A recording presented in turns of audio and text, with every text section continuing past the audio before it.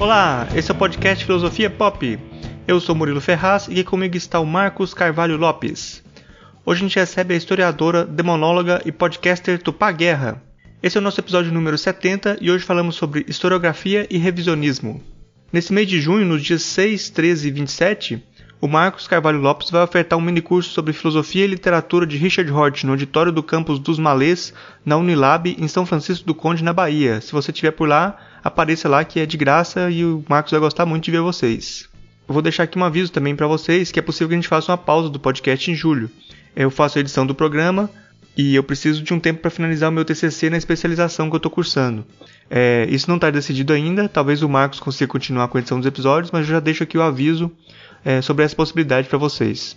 Se você gosta do nosso trabalho, você pode ajudar o nosso programa a continuar apoiando o Catarse do Filosofia Pop em catarse.me/filosofia_pop. É a partir de R$5 por mês.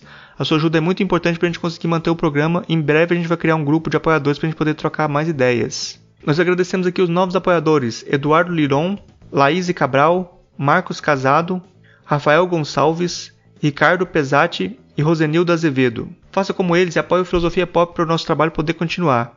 Assine o nosso canal no YouTube, em youtube.com/filosofiapop. Siga a gente no Twitter, no @filosofia_pop.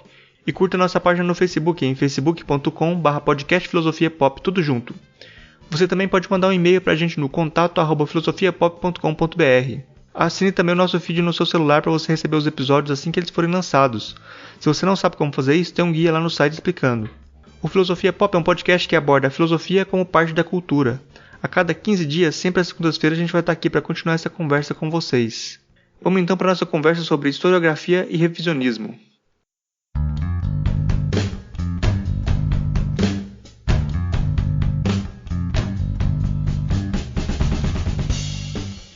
Hoje a gente recebe aqui direto de Brasília a historiadora, demonóloga ou demonologista que fala? Ou capirotóloga, se você preferir. Capirotóloga? Não tem uma denominação oficial, pode usar qualquer uma delas. Eu uso demonologista normalmente. Demonologista e podcaster, a Tupá Guerra, também conhecida como Doutora Guerra, né? Porque agora tem doutorado e acho que é um nome que ela achou que ficaria bonito aí, que ela falou nos podcasts. Nome de vilão, né? Não tem como não gostar. Ela fez o doutorado em teologia na Universidade de Birmingham. Tem um mestrado e graduação em história pela UNB. Faz parte da equipe de vários podcasts, como o Ponto G, o Mundo Freak, o Dragão de Garagem, o Benzina no Meião. Também já tem participações aí em vários podcasts também. O pessoal já conhece aí, né? A Tupá, quem ouve podcast geralmente já conhece. Eu quero agradecer muito aqui a presença da Tupá. A nossa conversa aqui hoje vai ser sobre historiografia e revisionismo. E eu vou começar perguntando para a Tupá, uma pergunta mais ampla que a gente geralmente faz no começo, né? O que é historiografia? Bom, primeiro eu queria agradecer o convite. Eu gosto muito de gravar podcasts, como dá para perceber pelo fato de, como diz uma amiga, eu sou promíscua com podcasts, gravo em vários. Mas gravar sobre a minha área específica e gravar sobre história é sempre muito agradável. Então eu agradeço demais o convite. E se a gente vai começar numa pergunta ampla, assim, né? Começar pensando no que é historiografia. Para mim, eu diria que a definição mais simples de historiografia é que é o estudo da história. Ou seja, você estuda como que as pessoas estudaram história em outros períodos, ou como que as pessoas estudam história. Então é quase um meta-estudo, né? Quando você está fazendo historiografia, você está estudando como outros historiadores fizeram e participaram da mesma profissão que a sua. E é muito importante e interessante porque, vou fazer citação de autor, olha só. Eu não costumo fazer muita citação de autor. Mas como já dizia o Mark Bloch, que é um historiador bem famoso, talvez até possivelmente falar coisa polêmica, né? Talvez possivelmente pelo fato dele ter morrido lutando contra nazistas. Então, isso provavelmente colaborou muito com a fama dele, mas além disso ele é um bom historiador. E como ele diz que o homem, a gente é fruto do nosso tempo, né? E daí ele fala que muitas vezes nós somos mais parecidos com as pessoas que vivem com a gente no nosso tempo do que com os nossos pais. E dentro dessa perspectiva, quando a gente estuda historiografia, a gente consegue entender muito mais aquele período da história, mesmo pelas tendências que outras pessoas usaram para escrever sobre história.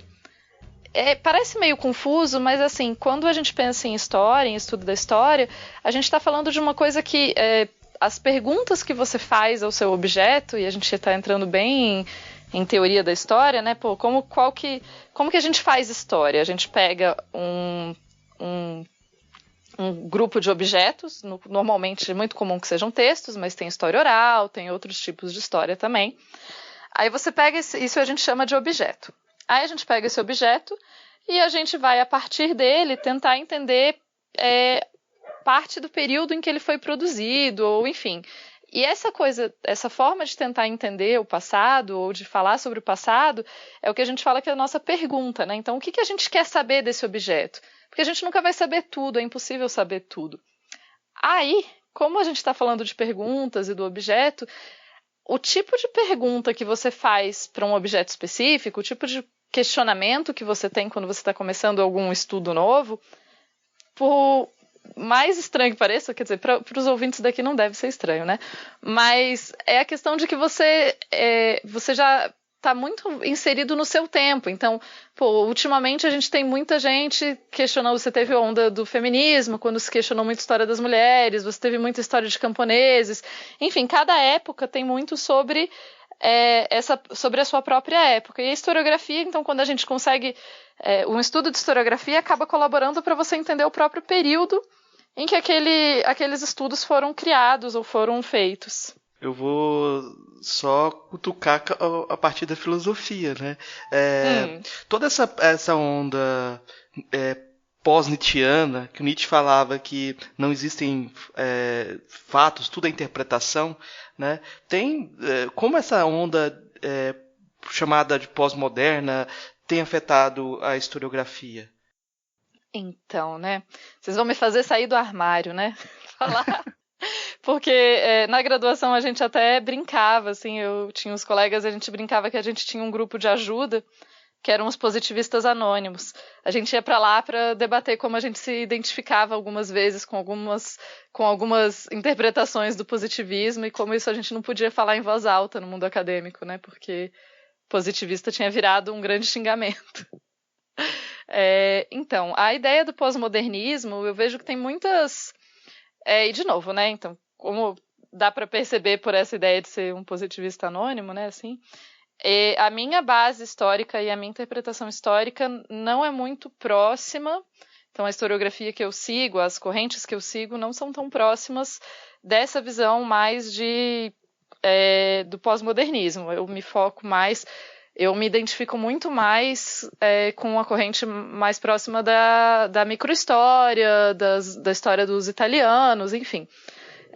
Eu sigo muito mais essa corrente, que é a ideia de que você vai estudar... a ideia é você estudar um fato a partir do micro, a partir do caso micro, você entender também o macro, né? É bem o oposto de uma história mais marxista que vê o macro para ir para o micro. E daí quando a gente pensa, então, na pós-modernidade e tal, você tem muito essa ideia do discurso, como você estava falando, essa ideia de que tudo é um discurso. E, em certa medida, não dá para negar que, claro, quando eu estou produzindo história, quando eu estudo, eu estudo história antiga e demonologia. Quando eu estou falando de história antiga e demonologia, eu estou dando a minha interpretação pessoal de uma coisa que já aconteceu. É óbvio que tem um enfoque meu nisso. Mas eu vejo que há um perigo que o pós-modernismo trouxe para o mundo acadêmico, que é o perigo de que tudo é tudo e nada é nada. E eu sei que isso é uma crítica relativamente comum, mas digamos que era um embate considerável na minha graduação, assim, no qual eu ficava mais do outro lado. Eu via as vantagens e entendo as críticas do pós-modernismo e acho que eles estão certos em muita coisa, mas eu acho que essa relativização muito grande do próprio saber historiográfico é perigosa. E, bom, eu não só acho, como eu vejo que a questão do revisionismo histórico está em uma interpretação mal feita da proposta do pós-modernismo, né? De você, se os pós-modernos estão ali criticando justamente essa coisa e falar, todo historiador, no fundo, está criando um discurso. Toda vez que você está analisando uma outra coisa historiográfica, você está criando... Você não está exatamente reproduzindo um fato, você está criando um discurso sobre aquele fato. Até a gente pode questionar também a ideia de fato. Mas vamos deixar isso por aqui, por enquanto. Mas, de qualquer forma, então, assim, tudo bem, eu concordo com isso. Só que quando você passa para uma análise rasa disso, parece que então, não, então você pode falar qualquer coisa. E eu vejo que os pós-modernos não estão falando isso. Eles não estão falando que você pode falar qualquer coisa e que não precisa voltar nas fontes. Não, eu vejo que os pós-modernos não estão falando isso, mas eu vejo que o pós-modernismo trouxe essa interpretação rasa para junto, o que não é exatamente uma crítica aos pós-modernos, e sim as pessoas que não souberam, né, que fazem uma interpretação rasa dele. Eu acho que aí você começou a falar de uma das consequências, né, desse pós-modernismo aí, dessa influência, que é essa parte do revisionismo, né? E aí você falou aí de que pode ser uma leitura errada, né, e tal. Mas assim, aí a minha pergunta é assim, qual que é o limite, tipo, se tem um revisionismo que é bom para a história, e qual que é o limite de uma reinterpretação dos fatos da história, assim? Como você identifica que tem alguma coisa que está sendo revista que é interessante, ou o que está sendo usado como uma teoria da conspiração, uma negação de alguma coisa que aconteceu? Qual que é o limite disso? É bom que vocês fazem pergunta bem fácil, né, gente? A gente tem nada fácil, não precisa, enfim. Mas assim, eu vejo algumas questões nessa pergunta sua. A primeira, desculpa, a participação especial do gato. A primeira questão que eu vejo, né, nisso tudo é a ideia de que então qual é o limite da revisão? Bom, primeiro eu enxergo, e de novo, posição pessoal, e tem vários historiadores que vão ver isso de outra forma, mas eu enxergo história como ciência. Então, para mim, a história, eu até entendo a ideia de discurso e tudo mais, mas para mim a história é uma ciência. E como ciência eu vejo que ela tem parâmetros que precisam ser seguidos, eu vejo que ela tem metodologias que devem ficar claras. Então, para mim, e de novo, né, pisando em ovos, né, mas tudo bem. Mas para mim, a ideia toda é que você tem, então, como ciência, a história precisa estar sempre aberta à revisão. Porque eu acho que a base da ciência é a própria revisão, é o autoquestionamento e a ideia de se entender errada. Inclusive, eu vejo isso como uma falha imensa da falta de filosofia e eu vejo, para mim, a filosofia ajuda a desenvolver pensamento crítico, obviamente não é, né, a única coisa, mas para mim a filosofia auxilia a desenvolver pensamento crítico e, na minha opinião, a falta de filosofia nas escolas e, enfim, em outros lugares, faz com que as pessoas achem que a ciência traz respostas definitivas para as coisas, quando a ciência não traz respostas definitivas para as coisas. Então, quando eu vejo, não sei, alguém, por exemplo, que que estuda engenharia, digamos, engenharia civil, e a pessoa acha que, não, ciência é isso e a ciência... Não, mas a ciência diz que tal. Bom, você não entendeu direito o que a ciência funciona, né? Porque a ciência está sempre passível de questionamento. Então, nesse sentido, eu vejo que a história também é sempre passível de questionamento. E é saudável que a gente questione. Eu acho muito saudável que a gente olhe para a história não como uma coisa enraizada, e sim como um tipo de conhecimento que está sendo construído. Até porque a gente parte, de novo, na ideia de que nós somos homens do nosso tempo e da historiografia, etc., a gente parte das nossas próprias percepções de mundo para avaliar a história. Então, no momento que você parte das suas percepções de mundo, o tipo de questionamento e o tipo de verdade que você está entendendo na história vão variar. Mas aí como que a gente faz essa barreira, né? Até que ponto o questionamento é válido? Na minha opinião, o questionamento é válido, uma vez que ele é feito seguindo um tipo de metodologia correta. E daí eu usei correto, as pessoas vão me odiar. Mas, e qual seria a metodologia correta? Para mim, a metodologia correta é que quando, por exemplo, você pega um trabalho historiográfico, um trabalho de história qualquer, e nesse trabalho de história está muito claro qual foi a forma que o autor utilizou para chegar àquela conclusão, e você consegue, a partir de entendendo a metodologia que ele usou, e eu não estou dizendo que existe uma metodologia só, mas assim, ele usou passo A, passo B e passo C nessa análise dele. Ele aplicou esses passos dentro desse corpo de documentos ou de objetos. Então, pode ser tanto história oral, quanto documentos escritos, quanto objetos, enfim. Então, ele usou essa metodologia nesse grupo de objetos. Eu, como historiadora, ou eu como pessoa, idealmente, né, não necessariamente historiador para analisar isso, mas no momento que eu pego esse texto dele, eu vejo, dela, enfim, dessa pessoa, desse ser humano. No momento que você pega o texto, você consegue identificar quais foram os processos, identificar onde esses processos foram aplicados nas fontes, né, sejam elas quais forem, e a partir daí você entende o processo que levou a essas conclusões. Então isso para mim é passível de crítica, porque você está pegando então uma interpretação muito clara da coisa, e eu posso ler as mesmas fontes e chegar a uma conclusão diferente delas. Mas eu consigo entender o processo pelo qual aquela pessoa chegou nessa mesma conclusão, e daí eu posso questionar dentro do mesmo parâmetro. Eu posso falar, olha, no momento que você aplicou o parâmetro A na fonte 1, você não prestou atenção nesse detalhe ou nessa questão. Enfim, então eu vejo que o questionamento é válido desde que ele siga certas regras da aplicação da própria ciência. O que não são regras tão fixas, né? Afinal, cada um vai ter a sua metodologia, cada um vai ter seu parâmetro, você vai ter novas fontes, enfim. E é por isso que a história continua uma ciência muito viva. E eu sei que tem muitos historiadores que não concordam que a história é uma ciência, mas enfim. De qualquer forma, então eu vejo que o revisionismo histórico, revisar em si não é um problema. O problema é quando você ignora as evidências, as fontes e os trabalhos que já foram feitos para criar uma interpretação baseada simplesmente em ideologia. E daí que a gente chega nessa questão, né? Porque, assim, qual o grande objetivo da história para vocês, assim?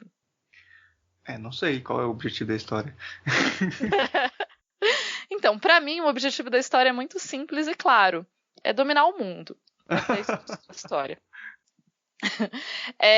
Por quê? Porque quando a gente constrói uma narrativa histórica, é bom entender também isso, eu acho que é importante deixar muito claro que existem sim, no mesmo acontecimento, vão existir diferentes perspectivas. É só você pensar, mas imagina uma sala onde você está com mais três amigas, tem 4 pessoas, 4 seres humanos numa sala. E vocês estão comendo um jantar. Quando vocês forem falar sobre essa comida, ou sobre esse dia, ou sobre esse acontecimento, nisso daqui você vai ter 4 perspectivas desse mesmo momento. Quer dizer que elas necessariamente, que uma anula a outra? Não. Existem perspectivas que coexistem. Então, vamos pegar um exemplo de história que é um exemplo que é muito, enfim, as pessoas gostam muito, né? Guerra. Pensar numa guerra. Quando você pega a história de uma guerra, você vai ter muitas perspectivas naquela guerra. Lembrando a máxima de que países não são malvados ou bonzinhos, né? Todo mundo está agindo por interesse. Você pode tender a concordar com o interesse de um lado ou de outro, mas todo mundo está agindo por interesse. Claro que a gente tem outros, enfim, mas foca aí. Bom, então você sempre vai ter perspectivas, e a ideia de ter perspectivas não é ruim. A questão é que existem coisas que são aceitas pela historiografia como mais plausíveis. E essa questão do plausível, para mim, é fundamental. Por quê? Porque toda vez que você conta uma história, toda vez que um historiador produz um texto, ele está necessariamente, de novo, colocando a perspectiva dele ou dela. Quando você coloca a sua perspectiva, você tem, no fundo, você tem sim uma visão de mundo que é a na qual você acredita. E absolutamente qualquer historiador vai colocar isso no texto. É impossível você produzir, como um ser humano, é impossível você produzir uma análise histórica sem colocar a sua perspectiva lá. Eu vejo que no momento em que você coloca essa perspectiva, mas deixa claro no seu texto qual é a perspectiva que você está colocando, tudo bem. Todo mundo vai colocar uma perspectiva. O problema, então, chega no momento de que você está revisando a história e você está deixando a sua perspectiva falar mais alto do que as fontes que você tem. Porque as fontes em história, sejam elas quais for, as fontes tendem a não seguir o que você quer. É meio que uma realidade constante em história. as fontes raramente vão responder as perguntas que você quer.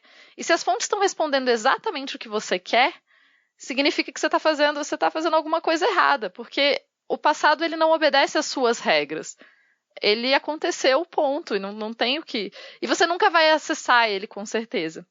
E daí, por que eu acho que no meio dessa bagunça toda, por que eu digo que história serve para dominar o mundo? Porque se a gente pensar, por exemplo, quando a gente estava na escola e a gente aprendeu história do Brasil, isso é parte do que a gente entende por nós mesmos, isso é parte do que a gente entende como brasileiros. Exemplo básico, sei lá, a gente aprende na escola que o Brasil não participou de guerras, que a gente não teve...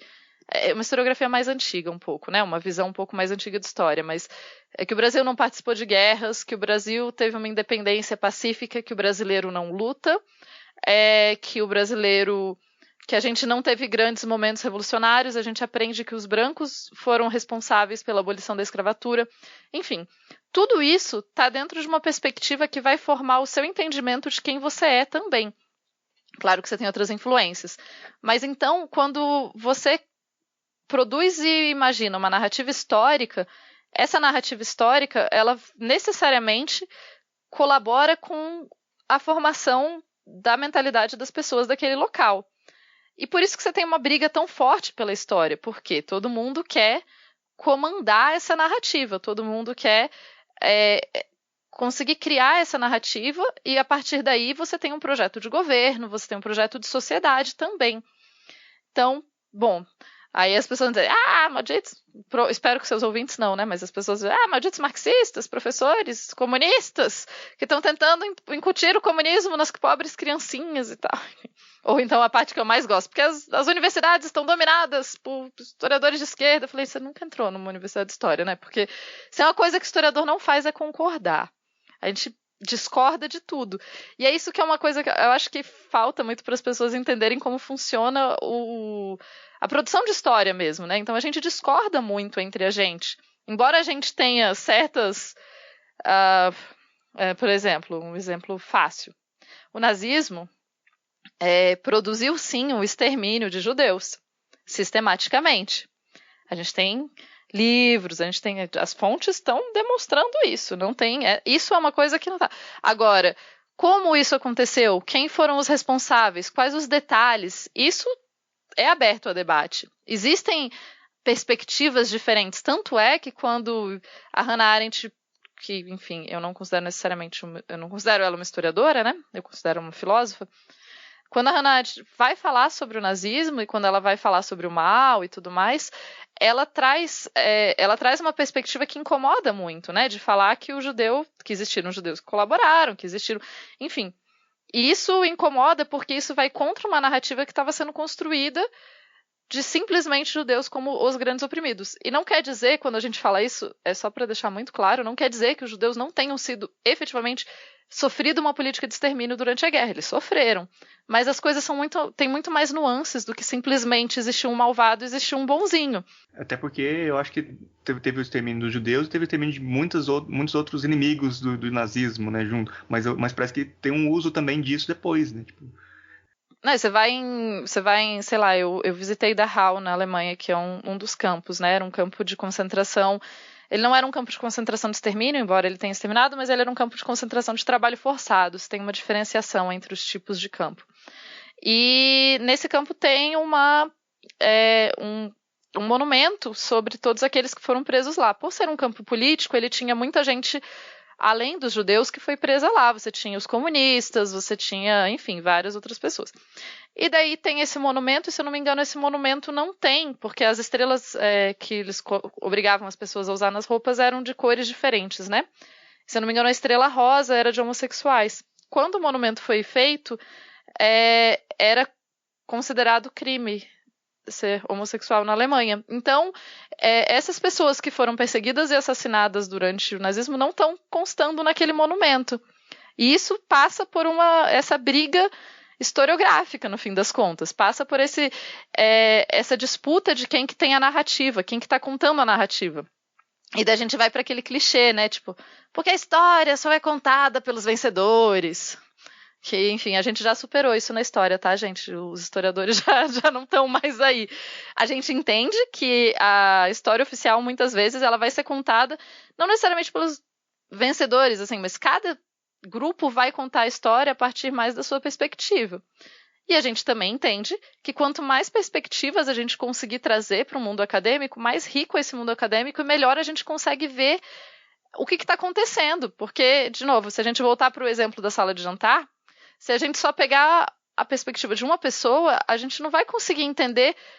Por exemplo, a gente não vai ter ninguém falando sobre essa pessoa, praticamente, né? Porque ninguém vai ter visto, não vai ter uma narrativa falando sobre a visão dela. Enfim, então você perde. Quanto menos interpretações, a gente está perdendo. Não está sendo legal. Eu ia fazer o advogado do diabo, só que com a Doutora Guerra não dá para fazer isso.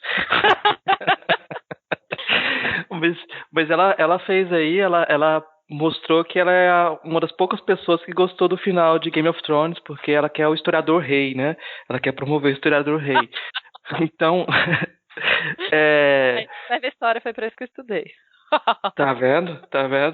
Tipo, você é o corvo de 3 olhos agora. Mas uma coisa curiosa, assim, é que eu fiz filosofia justamente porque eu vi um debate de 3 historiadores. E os 3 contaram 3 versões diferentes sobre o coronelismo em Goiás. Eu tinha 12 anos e eu fiquei abismado com aquilo. Tipo, no final da palestra para professores, eu perguntei para eles o que era verdade, porque se eles não concordavam, não tinha como eles chegarem a conclusão nenhuma, né? E todos eles falaram que a pergunta era muito boa, né? E passaram para o seguinte, até que o último falou que a pergunta era filosófica demais. Eu pensei, eu tenho que fazer filosofia primeiro, antes de fazer história. Mas aí vem aquela coisa, esse que é o ponto que eu vou fazer continuar provocando você, né? Que a questão da comensurabilidade, né? Até que você falou de perspectivismo, né? Mas aí tem um problema, até que ponto que as perspectivas são comensuráveis. Você falou do jantar, eu fico pensando no jantar de família hoje com bolsonarista e petista, eles podem contar 2 perspectivas, mas a possibilidade de haver diálogo efetivo ou comensurabilidade ou concordância, né, é muito complicado. E aí entra a questão de como a ciência pode ser falseável, né? Às vezes grupos contam histórias particulares e essas histórias particulares produzem falsas memórias que eles consideram necessárias politicamente, né? E toda vez que você tenta falsear, o argumento político vem na frente. E a questão é como essa questão da comensurabilidade. Você tem que acreditar que é possível ser comensurável, né?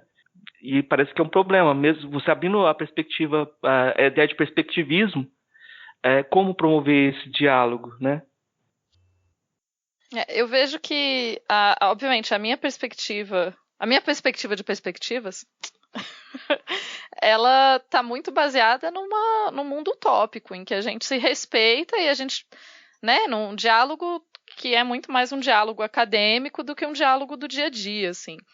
Porque no dia a dia, primeiro a gente tem muito mais as nossas paixões envolvidas, não que no mundo acadêmico não tenha, ou se tem, né, paixões envolvidas no mundo acadêmico. Mas eu vejo que, eu concordo, assim, que a gente está vivendo um momento difícil, a gente está vivendo um momento em que você tem mais e mais perspectivas historiográficas sendo cooptadas por um lado ou pelo outro, e parece que eu tô, né, todo mundo é radical, não tô falando isso, gente, nem todo mundo é radical. Ser isentão. Sem isentão não, desculpa, ninguém é isento, é uma ilusão a gente achar que alguém vai ser isento, todo mundo tem uma perspectiva, todo mundo defende um lado. Normalmente a gente acha que o nosso lado é o mais certo, porque é o nosso lado, né? Mas você está sendo isento, você está só se negando ao debate. Pelo menos eu vejo assim. E eu vejo que um dos problemas sérios, então, é justamente você perder a perspectiva, perder de vista o fato de que para você ter uma visão histórica, você precisa estar baseado em fontes. Você não pode simplesmente... A história ela não é feita a partir da sua ideia. A história não é feita a partir da sua cabeça, a história não é feita a partir do que você acredita. Por sinal, é uma coisa que me irrita muito é quando as pessoas viram para mim e falam, mas isso é o que você acredita. Eu falo, não, isso é o que eu estudo. São duas coisas muito diferentes, né? A gente não fala para o médico, quando ele fala, você está tendo um ataque cardíaco, você olha para ele e fala, isso é o que você acredita. Eu acho que é outra coisa. Ninguém fala isso. O engenheiro fala, olha, essa ponte tem risco de cair. Aí você não olha para ele e fala, isso é o que você acredita. Eu acho que aquela estrutura está fixa. Olha, eu acho que tem gente que fala, viu? Mas é raro a gente questionar algumas ciências e outras a gente questiona com muita facilidade, né? Eu vejo nisso um grande demérito dos historiadores e das humanas em geral, porque eu vejo que a gente se trancou muito nas torres de marfim, se acha muito superior e tende a não explicar para as pessoas como funciona mesmo o que a gente está fazendo. Então criou-se essa ideia, e daí eu culpo um tanto os pós-modernos, de que é só um pensamento, não, é só literatura, literatura e história é a mesma coisa. E para mim não é. Para mim, a história precisa ter bases metodológicas claras. E daí, de novo, é difícil num debate, porque num debate a gente está levando, num debate de família, num jantar, em que a gente está, falando de Bolsonaro, e daí vem alguém dizer... Eu tive um debate há um tempo atrás, em que alguém me disse... Não, mas só quem sofreu na ditadura era gente de esquerda. E porque ninguém fala dos coitados dos militares que foram assassinados. Assim, primeiro vamos deixar claro que a gente fala sim, né? Quando uma pessoa fala isso, ela obviamente nunca leu, ela não conhece a análise efetiva da coisa, ela conhece o que outras pessoas falaram para ela. Número 2, eu simplesmente olhei para a pessoa e falei, me desculpa, eu tenho mais o que fazer. Eu estava terminando o doutorado, eu realmente tinha mais o que fazer do que debater isso, porque eu tinha mais o que fazer. Então, assim, eu vejo que, em parte, o momento que a gente está vivendo, que é esse momento em que todo mundo se sente no direito de questionar um saber que, na minha opinião, é um saber científico, é justamente porque os historiadores, e é bem meia culpa mesmo, não souberam constituir o próprio saber como um saber válido. Claro, a gente não tem só os historiadores a culpar. Você tem todo um processo em que por muito tempo se colocou, não, mas isso é só pensamento, enfim, não sei se vocês, durante o doutorado eu ouvi de outras pessoas que estavam fazendo doutorado, coisas como, Tupá, mas o seu trabalho é fácil, você só tem que ler uns negócios e daí você inventa. Eu falei, não é bem assim o meu trabalho, né? Ou então, quando eu falei, nossa, eu tô cansada, ainda tinha que terminar de ler esse artigo hoje. Aí a pessoa, que sorte a sua, só ter que ler um artigo, quem me dera o meu trabalho fosse fácil assim. Eu leio 5 normalmente numa manhã. Aí eu falei, pois é, né? Os seus artigos têm 2, 3 páginas. Então, a gente podia respeitar o saber dos amiguinhos e entender que, né, enfim. Mas eu vejo, então, é isso. Para mim, o problema todo não está necessariamente nas várias perspectivas. Está na falta de embasamento das perspectivas. Porque quando você vê, a ditadura só prendeu gente malvada de esquerda. Eu falo, certo, então, assim, você fez um levantamento em todas as pessoas que foram presas durante a ditadura, e daí, a partir desse levantamento, você conseguiu rastrear quais eram as orientações políticas dessas pessoas, e a partir daí você está me dizendo isso? Ou você está dizendo isso porque você acha? Se é porque você acha, sei lá, a gente vai debater quem que gosta de pipoca ou de sorvete de morango, porque... Assim, não faz sentido debater o que você acha sobre a ditadura. Eu quero saber se você tem dados e coisa. Mas não tem sempre um Olavo de Carvalho na história também? Tem. E a gente devia ostracizá-lo. E não debater com ele. Ai, desculpa, gente. Foi meio radical, né? Mas é porque, assim, eu acho que é uma coisa que... Eu fico muito chateada. Eu brinco que o nazismo é de esquerda, é a terra plana da história, né? Porque é complicado. Quando a gente vê, sei lá, pra mim, que sou historiadora, que estudei tal, quando eu vejo um vídeo do Olavo de Carvalho, eu consigo ver no argumento dele, eu consigo ver o que ele tá usando para costurar aquele argumento. Eu não tô dizendo que ele não seja uma pessoa convincente. Bom, se ele não fosse uma pessoa convincente, não estaríamos onde estamos, né? Mas eu acho que é justamente isso. De novo, para mim, a falha para mim, o que a gente vive no Brasil nesse momento, obviamente não é só no Brasil, mas para mim o que a gente vive no Brasil nesse momento vem muito que a gente está colhendo os frutos das mudanças no currículo escolar que foram produzidas durante a ditadura militar, que é uma visão de um currículo escolar que foi mais voltado para um cientificismo no sentido assim, mais de, né, vamos fazer pessoas que saibam fazer contas e não pensem. Sem entender que para fazer contas você precisa pensar, e para construir um país você precisa de pessoas que pensem esse país. Então, eu vejo assim que é uma perspectiva bem de historiador, né? Eu vejo que o que aconteceu, você tem uma mudança de currículo educacional muito forte na ditadura, você tem uma desvalorização que vem de muitos anos, justamente dos conhecimentos de humanas, eu vou colocar um humanas bem genérico aqui, humanas e sociais, talvez, enfim. E daí você tem essa descaracterização e considerar que esse conhecimento não é válido, não é importante, não tem método. E daí, a partir daí, cria-se... Aí você junta com essa interpretação que eu falei, que para mim é uma interpretação rasa do pós-modernismo, de dizer que, não, qualquer coisa vale como história, não precisa, né? Tudo é narrativa. E eu acho que, para mim, não é isso que os pós-modernos estão dizendo. Eles não estão dizendo que eu simplesmente posso sentar aqui e escrever que o nazismo era de esquerda. Para mim, não era bem o objetivo dos pós-modernos isso. Mas é isso que é lido de fora da academia. E daí vem a segunda parte do problema, que é o fato do mundo acadêmico se isolar e ficar na sua grande torre de marfim, se achando muito superior e não se dando ao trabalho de mostrar para as pessoas que filosofia não é simplesmente porque eu passo o dia em casa sentado pensando na vida e daí eu penso sobre, sei lá, qualquer coisa e que é isso. Ou achar que história é a minha opinião sobre os fatos. Eu falo, a história não tem nada a ver. O que eu estudo não tem necessariamente a ver com a minha opinião.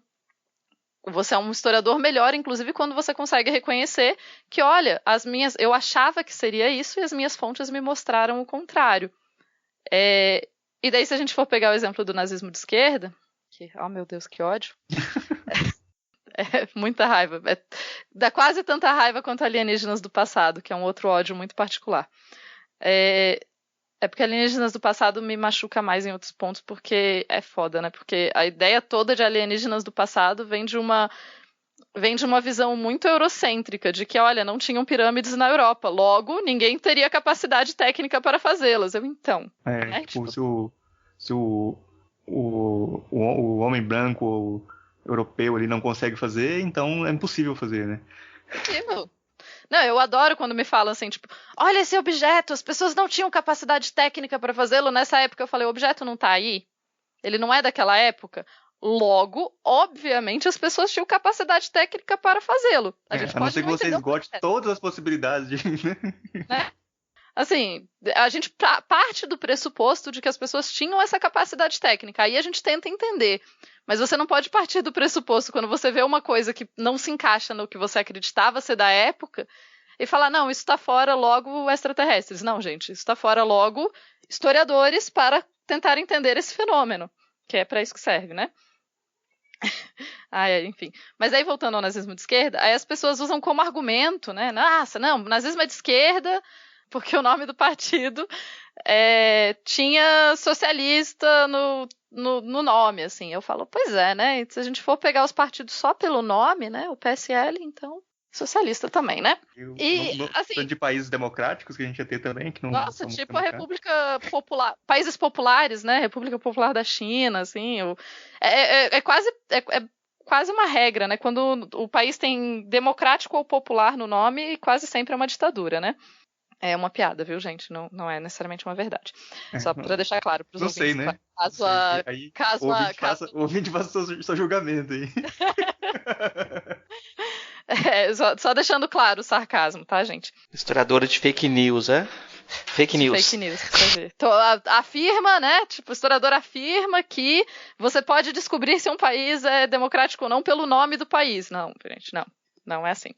Mas é isso. Então, sei lá, o nazismo de esquerda. As pessoas pegam um elemento e analisam uma história a partir de um único elemento. Quando a história não pode ser analisada a partir de uma única fonte. Você precisa fazer história comparada, você precisa entender o que outros historiadores já falaram disso. Então, assim, é muito... Eu que estudo história antiga, né? Eu vejo muito um problema semelhante, não é tão grave quanto, mas é um problema semelhante, quando as pessoas falam mal da igreja. E como eu estudo, né, eu fiz doutorado no departamento de teologia, então eu estou muito próxima de coisas da igreja. E daí as pessoas vêm falar, tipo, não, sei lá, usar o exemplo do Evangelho de Judas. Aí as pessoas falam, porque o Evangelho de Judas é o evangelho perdido que fala que Judas era um cara legal. Você lê Copta e você traduziu o Evangelho de Judas, porque, para mim, você precisa desses pressupostos para poder fazer esse tipo de análise sobre o texto, né? Não, eu vi num documentário na TV. Pois é, então, de novo, voltamos àquele ponto inicial de que a gente precisa de metodologia aplicada, né? Da forma que você possa entender o processo que foi realizado. Eu leio Copta, eu li o texto, e eu acredito porque ele fala... No Evangelho de Judas, eles usam a palavra daimon, e daimon significa alma. Aí eu falo, daimon significa alma?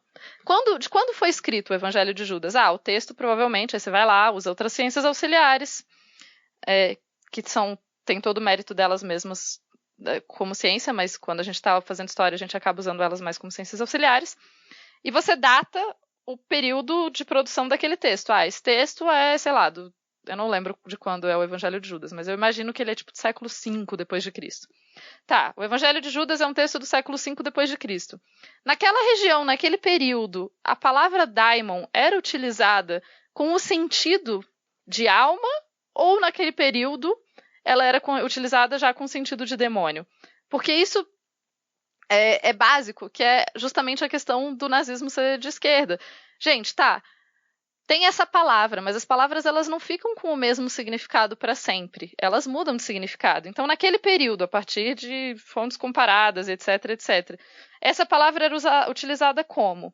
Era utilizada desse jeito ou daquele jeito. Bom, então, não é de esquerda, né? O fato, enfim.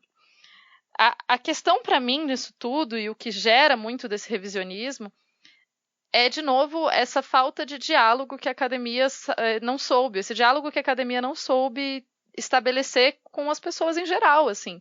Porque eu não estou falando, sei lá, da gente aqui, que a gente consegue entender e falar né, eu estou falando assim, já numa questão acadêmica, numa linguagem muito mais acadêmica. Eu estou falando do moleque de 14 anos que está vendo vídeo no YouTube. E agora que está surgindo mais, mas por quanto tempo tem canais e pessoas tipo Olavo de Carvalho usando um discurso falacioso, porque a gente consegue identificar falácias claras na forma de argumentação dele, mas que são falácias... Não é à toa que esse tipo de argumento funciona, gente. Tem estudo sobre isso, tem estudo que mostra que tem tipos de argumentação que se usa que são mais efetivos.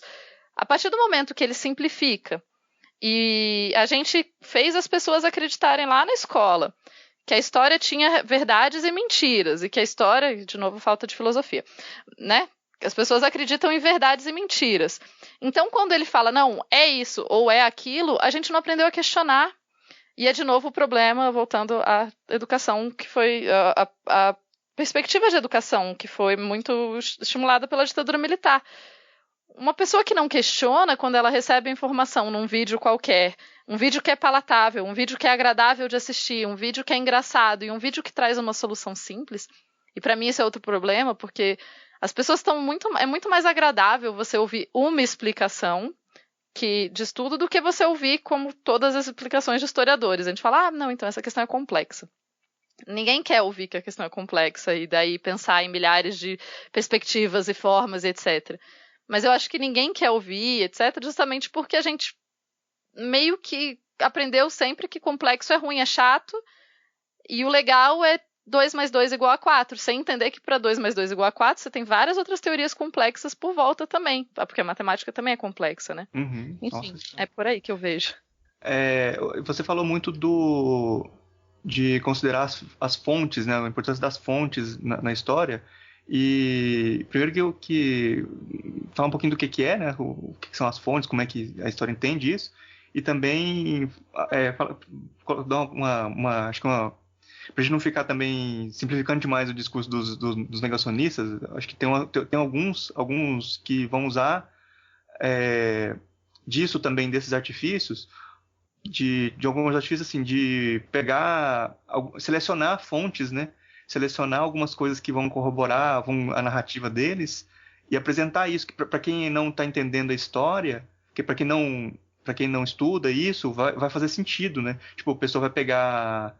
A moeda que tem uma foice e um martelo, a moeda nazista que tem uma foice e um martelo. Pode ser isso. Ou pegar, por exemplo, no Holocausto e fazer falar, não, mas o cálculo aqui dos judeus que foram mortos está errado, o cálculo certo daria muito menos aqui, matou só uma meia dúzia de judeus. E aí vai mudar, ou na, sei lá, na ditadura, falar que não teve ditadura, porque não teve um ditador, não sei o que, uma questão técnica, assim, sabe? Ficar selecionando as coisas e brincando com essas coisas que se você for ser rigoroso, não vai fazer sentido, mas que pro público parece que é uma coisa muito séria, né? Tipo, mais séria do que você só falar do nome do partido, né? Igual da moeda e tal. Vai pegar outras coisas ali, né? Pra fazer esse discurso e esquecer o resto todo. Uhum. Então, tá, vamos começar pelas fontes. Fonte, e todas essas coisas são debates infinitos na história, tá, gente? Porque como que é uma introdução, né? Que é uma introduçãozinha. Como boas pessoas de humanas, a gente não concorda em nada. Então, assim, né, a gente não concorda o que é fonte, não concordamos. Mas o que eu posso dizer mais ou menos, assim, isso é toda uma questão, tá, o que você considera uma fonte, né? Como historiador, como que você vai decidir o que é fonte e o que não é? Qual documento é importante e qual não é? E na minha área de estudo, como eu estudo história antiga, é relativamente simples, assim, porque basicamente vão ser fontes absolutamente qualquer coisa que eu consiga encontrar, porque não tem quase nada. Então, quando você não tem quase nenhum texto, você pode usar como fonte basicamente todos os textos. Sei lá, por exemplo, eu que estudo manuscritos do Mar Morto, eu fiz um recorte, e essa outra palavra.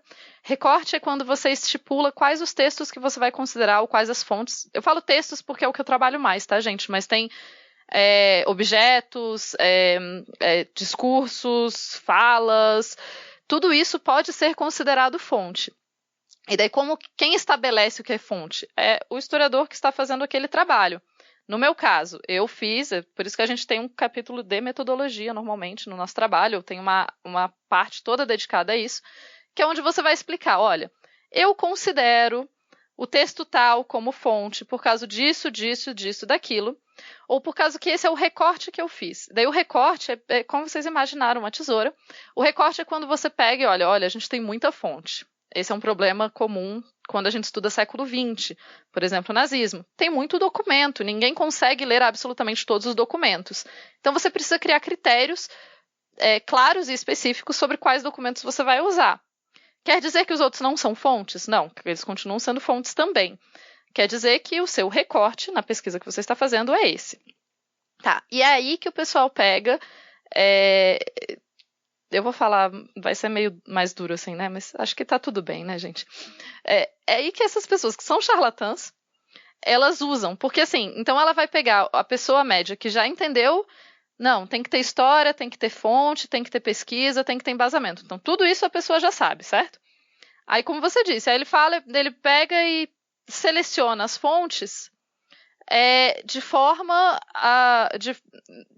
não honesta, né? Então ele vai falar, não, ao invés dele estabelecer claramente um recorte, então, por exemplo, eu estou estudando as cartas escritas por judeus que foram presos entre o ano tal e o ano tal em tal lugar. Ao invés disso, ele vai ser mais generalista, ele vai falar, eu estou estudando cartas de judeus. Ele não vai dizer quando, onde, como. E eu acho que isso é uma coisa que é importante também, assim, tem que entender que toda fonte, todo texto, todo objeto, no caso, né, a moeda seria um objeto, embora ela contenha um texto, mas enfim, vocês pegaram essa ideia. Tudo isso, assim como a gente é parte do nosso tempo, todas essas coisas, elas também são parte do tempo delas. Então, quando um historiador ou um pesquisador está falando, eu estou estudando cartas escritas por judeus durante o nazismo. Tá amplo. Eu não estou conseguindo, porque essas cartas, a carta que uma pessoa escreveu na cidade A é diferente, tem uma perspectiva diferente da cidade B. E você só vai fazer um estudo consistente quando você considerar mais de uma. Ou então, se você deixar claro, olha, eu estou estudando a partir da perspectiva A. E como eu disse, é aí que os charlatães pegam, porque eles vão, ainda que eles finjam ter fontes, ou que eles finjam fazer um estudo elaborado das coisas, eles vão usar simplesmente um lado, sem deixar claro o recorte. Eles vão falar que, não, eu estou estudando o Holocausto, mas não, assim, ele ignora uma parte considerável da documentação sem ter um propósito claro de por que ele está ignorando. Isso é falsidade acadêmica, né? Isso é ser charlatão mesmo. E é isso que se faz muito. É isso que... Só que para a pessoa média, que não estudou história, que não entende todos os processos de produção da história e etc., um texto, você pegar um texto, sei lá, até um texto mais longo de qualquer site aí, ele está citando fonte, ele fala, não, tal historiador fala isso, tal historiador fala aquilo, ele se traveste de um texto sério, sem, no entanto, ser um texto sério, porque ele está simplesmente desconsiderando o que já foi feito por outros historiadores na mesma coisa. É a questão, né? Se é impossível que uma pessoa só leia todas as fontes, é por isso que a gente tem que se apoiar nos outros historiadores que também já estudaram aquelas coisas. Não eu lembrei aqui de um documentário, um documentário entre aspas aí, né? Que o pessoal Não, é um que o pessoal gosta muito mesmo. Eu agora não me lembro o nome dele. É um que tinha a parte do World Trade Center, do Jesus como sendo a cópia de Horus lá, como é que era? A pergunta, eu vou fazer algo em cima da pergunta do Murilo. Doutora Guerra, como é que a gente faz com as pessoas que não leem, que só ficam vendo documentários, filmes, YouTube?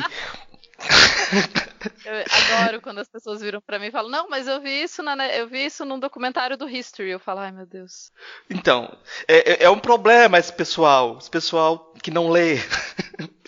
Mas é um problema criado, de novo, em parte, pelos historiadores, porque a média dos livros de história, que são livros historiográficos mais consistentes, são chatos. Não sei se vocês já leram muita coisa, mas é chato. É por isso que faz sucesso os jornalistas, né, que escrevem. Exatamente, por isso que o historiador tem raiva de jornalista. Mentira, né? A gente não... De novo, tá, gente? Sarcasmo.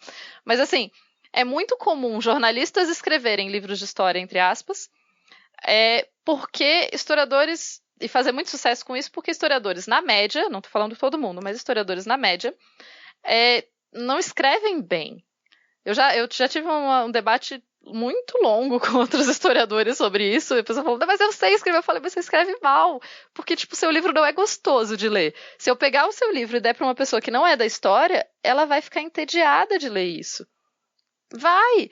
E daí, assim, como que você quer que as pessoas leiam o que você está produzindo, etc., quando você produz uma coisa... Aí você fala, né, que eu já ouvi muito também, né, fala, não, eu faço divulgação científica em história, as pessoas olham, tipo, já torcem o nariz, assim, eu lembro de ouvir na graduação, tipo, tal pessoa não é sério, só escreve livro de divulgação, né, aí é difícil, porque, assim, eu acredito piamente de que é possível falar de temas complexos em linguagem acessível. Eu acho que você não precisa ficar citando 50 pessoas e citar pessoas é importante, tá, gente? Mas, assim, você não precisa só citar o nome das pessoas, você pode explicar as teorias, você pode trazer temas que são profundamente complexos e falar deles em termos de seriado da TV, de Game of Thrones, enfim. E eu acho que os negacionistas e os revisionistas fazem isso muito melhor. Claro que para eles é mais fácil, porque, né, eles estão só pegando um ponto, ao invés de pegar a complexidade do evento todo e do que eles estão analisando, eles pegam um ponto de vista e eles explicam aquele ponto de vista. Então eles fazem o sistema inverso, ao invés deles pegarem, questionarem, perguntarem para a fonte uma coisa e depois escreverem sobre o que a fonte explicou, eles têm uma ideia e daí eles procuram fontes que corroborem a ideia deles. E esse é o caminho inverso, né? O que eu tava lembrando que é aquele Zeitgeist, o filme, que tem. Sim. Que é um. Então. E desse negócio você tá falando desses caras usarem historiadores, né? Ou acadêmicos. Eles pegam o filme, ele tem lá no site do filme, tem uma lista enorme de fontes que eles usam, né? Só que assim, quando você vai olhar, as fontes que eles usam são sérias, é pra corroborar as afirmações que são banais, que todo mundo sabe que é verdade. A hora que eles pegam alguma afirmação lá que é absurdo, tipo, não é absurda, não sei se dá pra, tipo assim, não tô falando que como é que fala? Uma afirmação muito grande, assim, né, que precisaria de uma fonte mais robusta, e pega uma fonte obscura que não tem relevância nenhuma. Aí ele vai costurando a ideia assim, né? Tipo, tem um monte de fontes, tem uma lista gigante de fontes lá, mas assim, as fontes mais importantes ele usa pra corroborar coisas que são banais, que tipo, todo mundo sabe. É a questão de fazer pesquisa, pesquisa mal feita, pra mim, que chama. É a questão de você, quando as fontes só confirmam o que você acredita, você está fazendo uma pesquisa mal feita, porque o passado não é arrumadinho como a gente quer que ele seja. Não é, sabe? Sei lá, eu mesma, quando eu comecei a estudar, porque eu estudo demonologia, né? Eu estudo demônios, mas eu estudo muito mais uma perspectiva historiográfica. Eu estudo como que pessoas há 2.000 anos atrás, no caso judeus especificamente, como que eles viam demônios? Será que eles acreditavam? Enfim. Então, tem essa perspectiva minha, e assim, a princípio, quando eu comecei a estudar, eu achei que eu ia achar altas descrições de demônios, ia ser mó legal e tal, e não tem. Porque a fonte não tá aí para te obedecer. Os textos que você... eles não estão... Porque, assim... Ainda mais quando é antiguidade, né, que tem muito pouca coisa. Se fosse no século XX, você poderia vasculhar um monte de coisa lá até você achar o que você queria, talvez, né? Tupá, mas eu acho que ainda tem um problema ainda. Que assim, no contexto atual, o pessoal vem com aquela história, uma imagem vale mais que 1.000 palavras.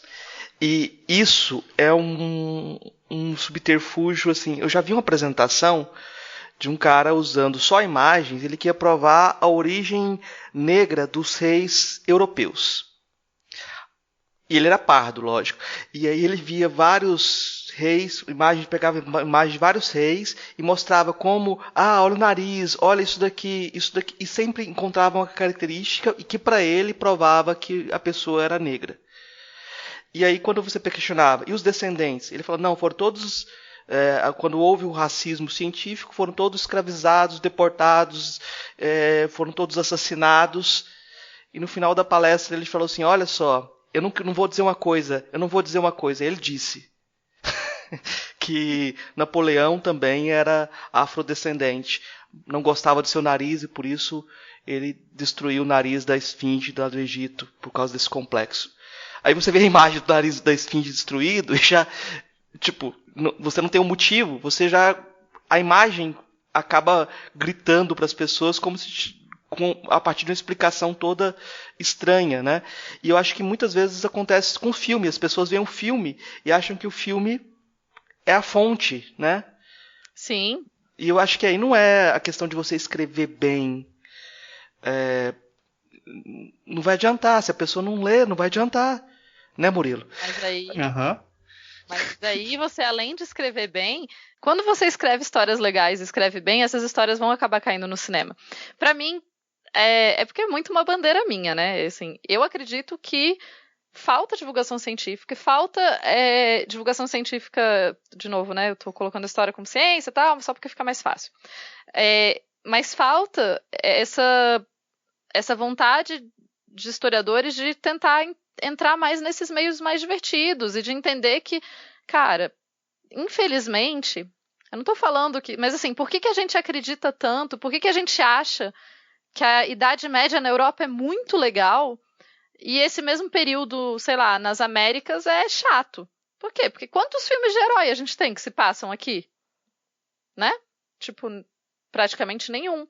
E esse imaginário coletivo, essa coisa do que você deseja, sonha, etc., é muito poderoso. E é por isso que eu falo da questão de por que a história serve justamente para dominar o mundo.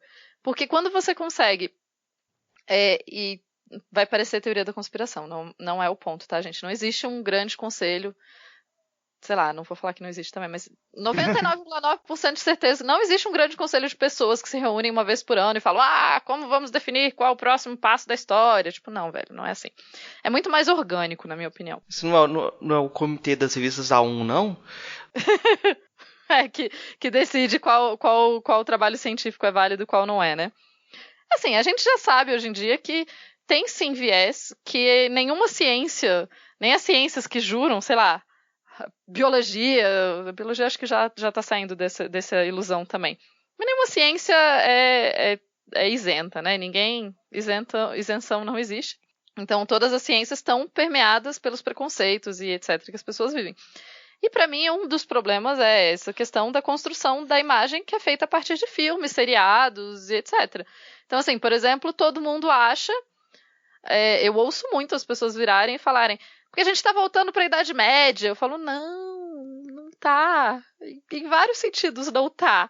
Ou então, eu vi um quadrinho esses dias, era uma piada, era tipo duas pessoas com roupinhas como se elas estivessem na Idade Média e elas se abraçam assim. E daí um olha pro outro, sorri e fala, eu nunca escovei os dentes na minha vida. E isso tá nessa base de que as pessoas acredita-se que as pessoas na Idade Média eram sujas e não escovavam os dentes e etc, né? O que não se confirma quando a gente estuda as fontes. Não é assim. Na verdade, na Idade Média você tem muito mais uma preocupação. Na Idade Média europeia, e vamos deixar bem claro, né? Você tem, e provavelmente em outros lugares também, mas você tem uma preocupação muito grande com manter os dentes limpos. Você tem vestígios arqueológicos de escovas de dente, você tem vestígios arqueológicos de... você tem textos que falam sobre limpeza, higiene bucal e etc, etc. Então, mas o que se construiu na TV e nos seriados e coisas sobre a Idade Média, que é uma época em que as pessoas são sujas, em que as pessoas fedem loucamente, enfim. E na real... mais próximas, as pessoas acho que fediam muito mais, sei lá, na época, lá em 1700 e pouco, tal. Ou tipo a Inquisição, é outra coisa que eu fico muito, né? Porque a gente tá voltando para a Idade Média, quando a Inquisição queimou milhares de pessoas. Eu falo, não, a Inquisição fica muito pior na Idade Moderna, gente. A Idade Média tem outras questões, assim, até porque é um período de 1000 anos, né? E tipo, no mundo todo, então não é exatamente uma coisa que dá para generalizar. Mas é isso, eu acho que é muito uma bandeira, assim, desde que eu estava no começo da graduação, eu falava muito isso. Eu acho que falta a gente trazer filmes que tenham uma visão historiográfica mais legal, assim, mais bem feita, que tenham, né, cineastas contratem historiadores para os seus filmes. Nesse que você estava falando da Inquisição, tem um podcast, lá um episódio do Salve Melhor Juízo, que eles falam disso aí, de como a gente tem uma visão errada também de como era o julgamento, né, a justiça e Sim. tal, na Inquisição, né? Que não é bem o que o pessoal acha que era, não. Por favor, né, pessoas. Tem um podcast de história também que tá fez um episódio inteiro agora só sobre justamente sobre isso, sobre como essas coisas que se interpreta errado na Idade Média, assim, né? E justamente a Beatriz Santos, que é lá do Ponto G, ela falou esses dias que um dos motivos, ela mandou no Twitter, né? Por que os medievalistas ficam dizendo que a Idade Média não é a Idade das Trevas? Porque acabou de sair um livro sobre mulheres intelectuais da Idade Média. Enfim, tem muito conhecimento que foi produzido na Idade Média, mas a gente tem tudo isso. E daí o Leitura Obriga História fez um episódio só sobre isso, sobre como... o que são essas loucuras que as pessoas acham sobre a Idade Média que não fazem nenhum sentido quando você pensa na Idade Média de verdade, quando você volta nas fontes, que né, os documentos, objetos e etc. Imagens e desenhos e tudo mais da época. Mas é uma briga, né, gente? O fim das contas é que tudo isso são tensões da sociedade, porque todo mundo está tentando passar a visão que você acredita ser a mais correta para construir a sociedade que você acredita ser a ideal. Então, quando se fazem filmes, etc., a gente está tentando passar essa visão do que a gente acredita ser o mais correto. Tanto é que nos filmes da Idade Média você não tem nenhuma mulher acadêmica, né? Ou então, assim, sei lá, os filmes sobre o Egito, quantas vezes vocês viram em filmes sobre o Egito mulheres especializadas como escribas? Não tem, né? Assim, mas a gente tem vestígios arqueológicos claros, que foram descobertos há pouco tempo, que as mulheres estavam envolvidas na produção de papiros e com a parte de escrita. Então, assim, o passado ele é muito mais bagunçado do que a gente acha que ele é. E, em geral, quando ele não te responde, é aí que você encontra. Tem até um historiador, o Robert Darnton, ele escreveu um livro chamado O Grande Massacre dos Gatos. E outras histórias, eu acho que é esse o nome. O Grande Massacre dos Gatos. É um excelente livro, é um livro de história. E ele na introdução do livro, ele fala justamente sobre isso, que para o historiador, é quando você justamente encontra uma coisa esquisita num texto, uma coisa que aparentemente não faz sentido com o resto, aí que está uma coisa interessante para se pesquisar, porque o passado não faz sentido com o sentido que você acha que ele devia fazer. fez, não sei se deu para entender isso, mas assim, quando as suas explicações estão muito simples e muito corretas e muito lineares, você provavelmente está fazendo a coisa estranha, você está fazendo mal.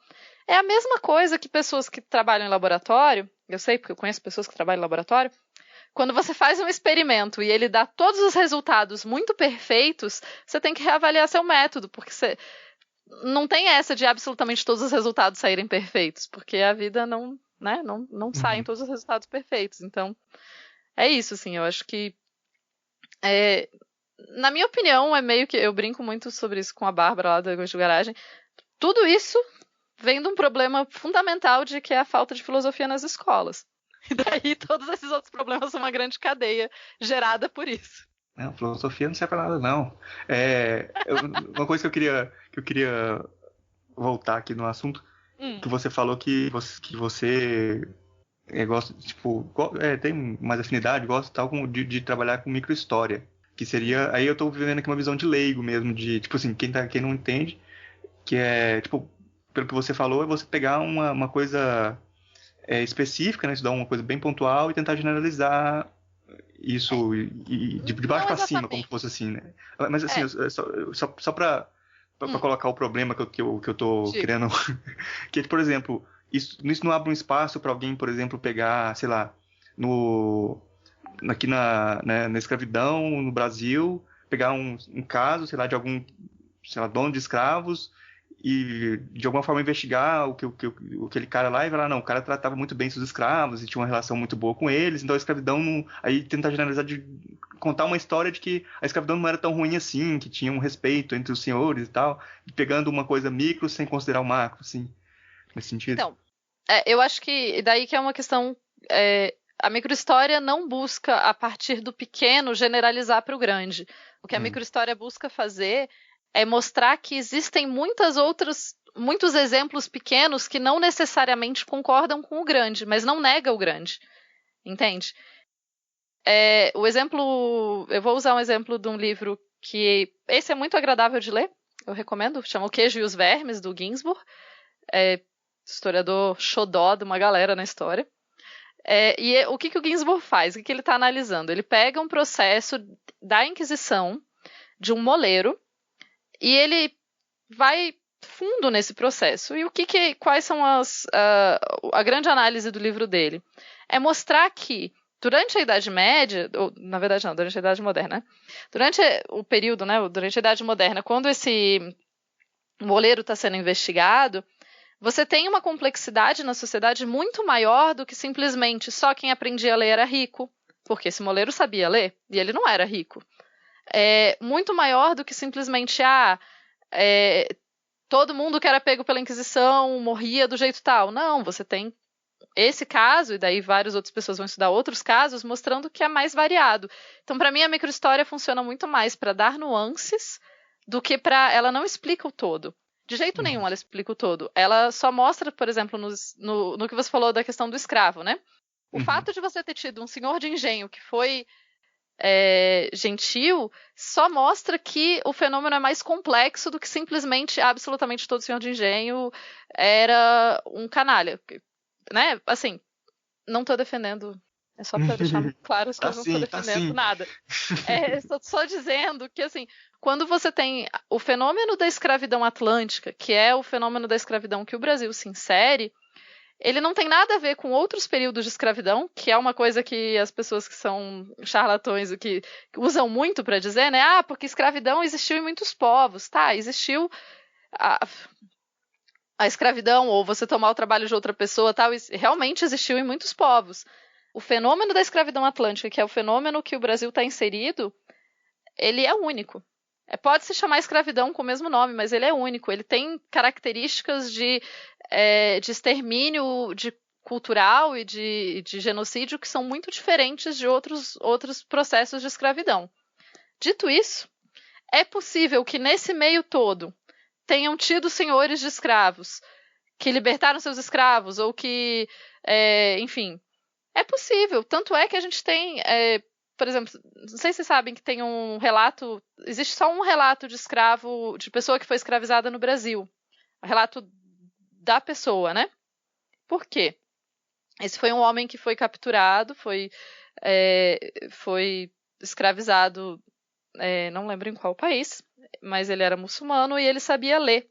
E ele é trazido para o Brasil como escravo, eu não sei exatamente como ele acaba parando nos Estados Unidos, ele consegue a alforria dele, e daí ele escreve um livro de memórias sobre esse período todo, sobre a escravidão no Brasil e sobre essa experiência terrível que ele passou. E daí isso quebra completamente a ideia de que os escravos não sabiam ler, de que os escravos, enfim... Mas isso quer dizer que todos os escravos sabiam ler? Não. Isso quer dizer que existiam escravos que sabiam ler e escrever, existiam escravos que não sabiam, e que o fenômeno é mais complexo do que simplesmente olhando por cima. Eu gosto muito da microhistória porque é um tipo de análise que eu acho interessante de fazer. Eu acho... É bem pessoal agora, eu acho gostoso voltar num caso particular. Eu acho que a microhistória ajuda a humanizar a história. Porque eu vejo que as pessoas têm uma tendência a esquecer que em outros períodos historiográficos e outros momentos, eram pessoas. E às vezes elas tomam, eu adoro quando as pessoas...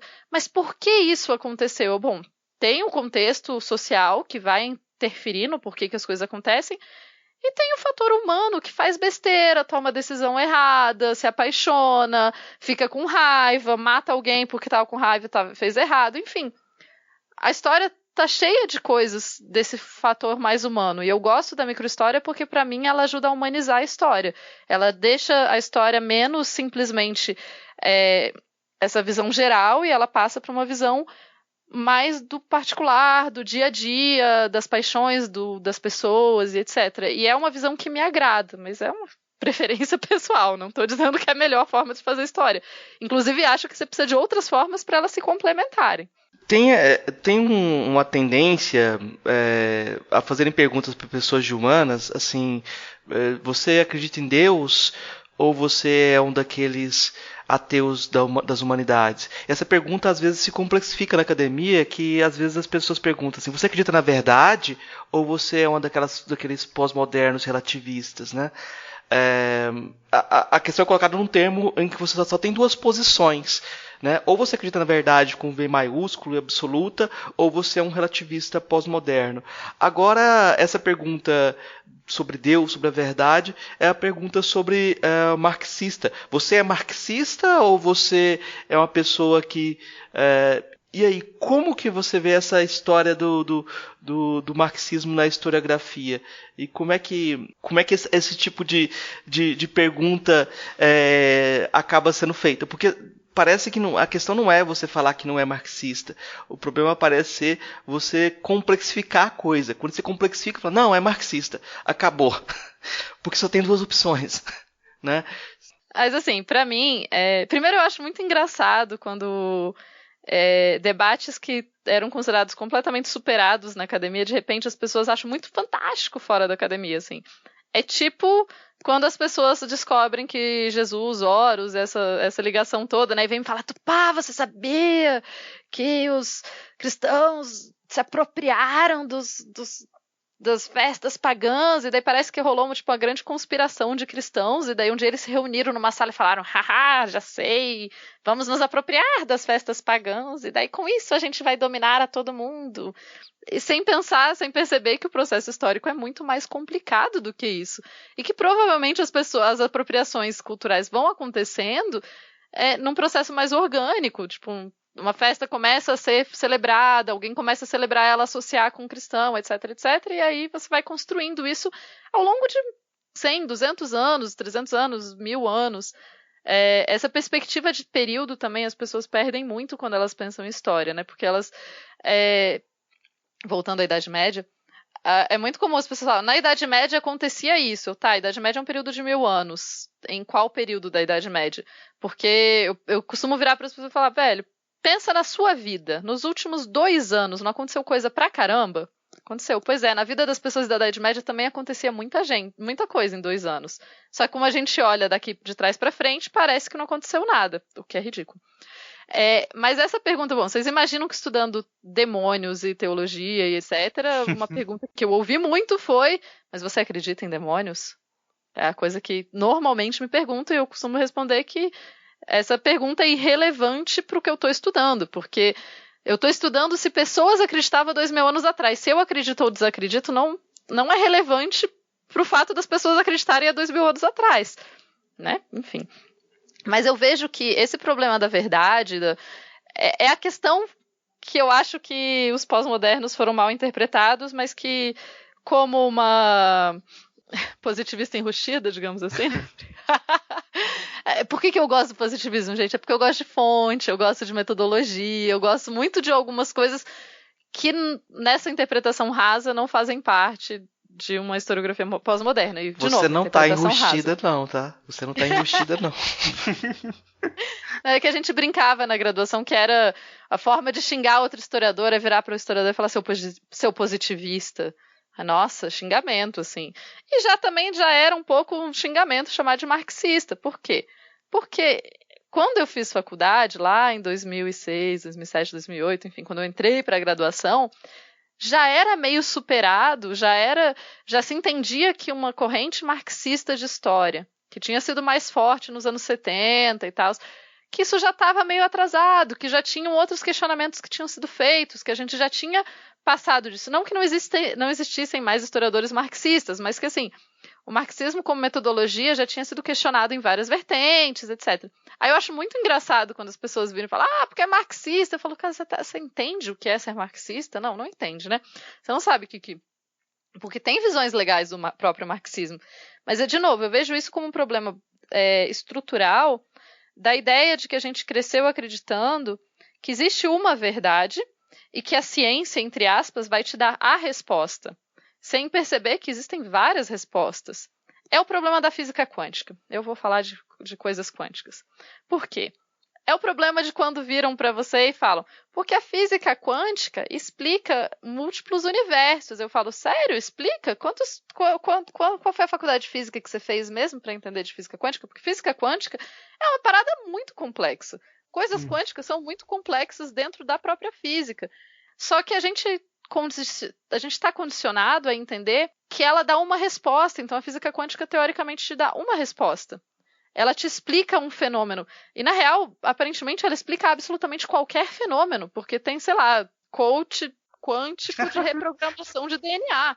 Que, tipo, o que está acontecendo, gente? Que, assim, a física quântica explica uma questão de partículas que é muito minúsculo. E essa explicação não serve para outras coisas. Ela foi feita para aquele caso específico.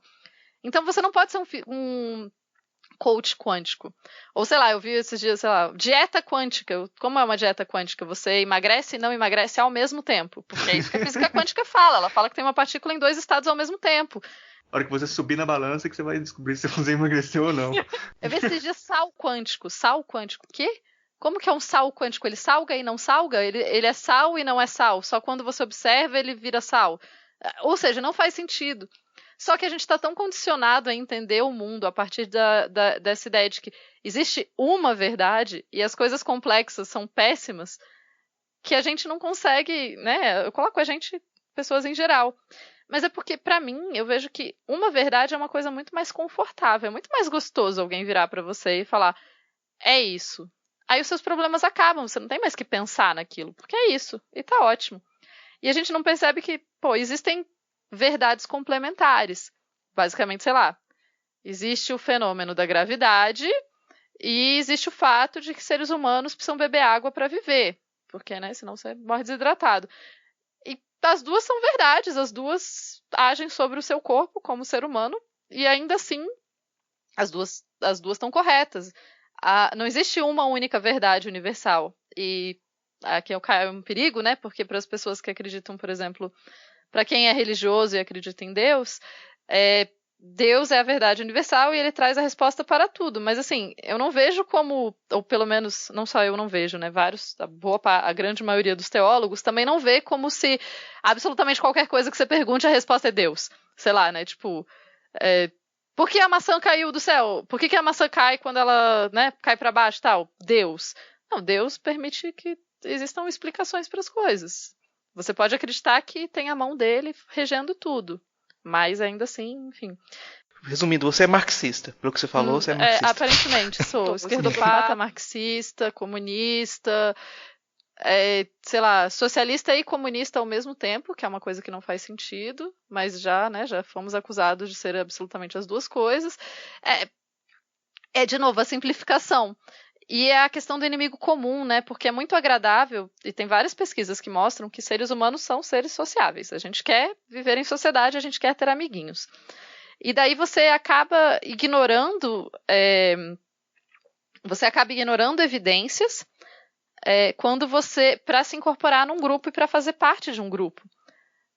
O que é muito louco, mas é o que a maior parte das pesquisas de comportamento humano mostra.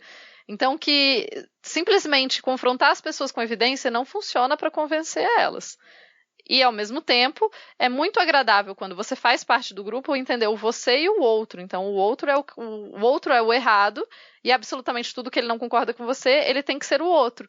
Que é uma visão dualista que não combina com a realidade. Eu acho muito louco isso, né? Porque tipo, a realidade, como todo mundo já deveria ter percebido, ela não é branca e preta. Ela não tem só duas respostas. Mas as pessoas insistem em achar que tem só duas respostas. É tipo... as pessoas acreditam que as pessoas são ou heterossexuais ou homossexuais, e sem entender que não, que são espectros, gente. Uhum. Tem várias coisas nesse espectro, e as coisas são espectros. Você está falando então que as universidades brasileiras não estão dominadas pelos marxistas, e nem no Reino Unido e nem nos Estados Unidos não estão dominadas? Não estão. Por sinal, os marxistas já eram considerados bem ultrapassados na época que eu fiz história, viu, gente? Justamente por quê? Porque, por exemplo, a microhistória era uma corrente historiográfica, voltando para o começo, né? Que era muito mais respeitada. De novo, né? Como historiografia, como que é? Correntes historiográficas. É basicamente a forma, o conjunto de métodos que você se identifica e que você costuma seguir mais. Isso facilita muito porque eu, como, sei lá, se você vai ler um trabalho marxista, existem trabalhos marxistas, as pessoas podem lê-los, eu pessoalmente costumo achar meio chato, porque eles são muito ligados na economia, na macroestrutura e na economia, e tem muitos números, e eu acho meio cansativo. Mas é uma análise tão válida quanto, né, você avaliar a história por esse todo, tão válida quanto avaliar a história dessa forma mais menor e etc. Inclusive, é tanto que as universidades não estão dominadas por marxistas, é tanto que a história não está dominada por marxistas, porque primeiro que eu conheço um monte de historiador monarquista, é uma coisa, a gente vira tudo do monarquista depois que faz história.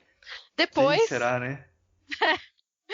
Um amigo meu que também corrobora das minhas ideias, ele definiu bem que ele falou, a gente, no momento, por sinal eu parei de falar que eu sou monarquista porque pega muito mal nesse momento, né? Porque, meu Deus, olha esses representantes da monarquia.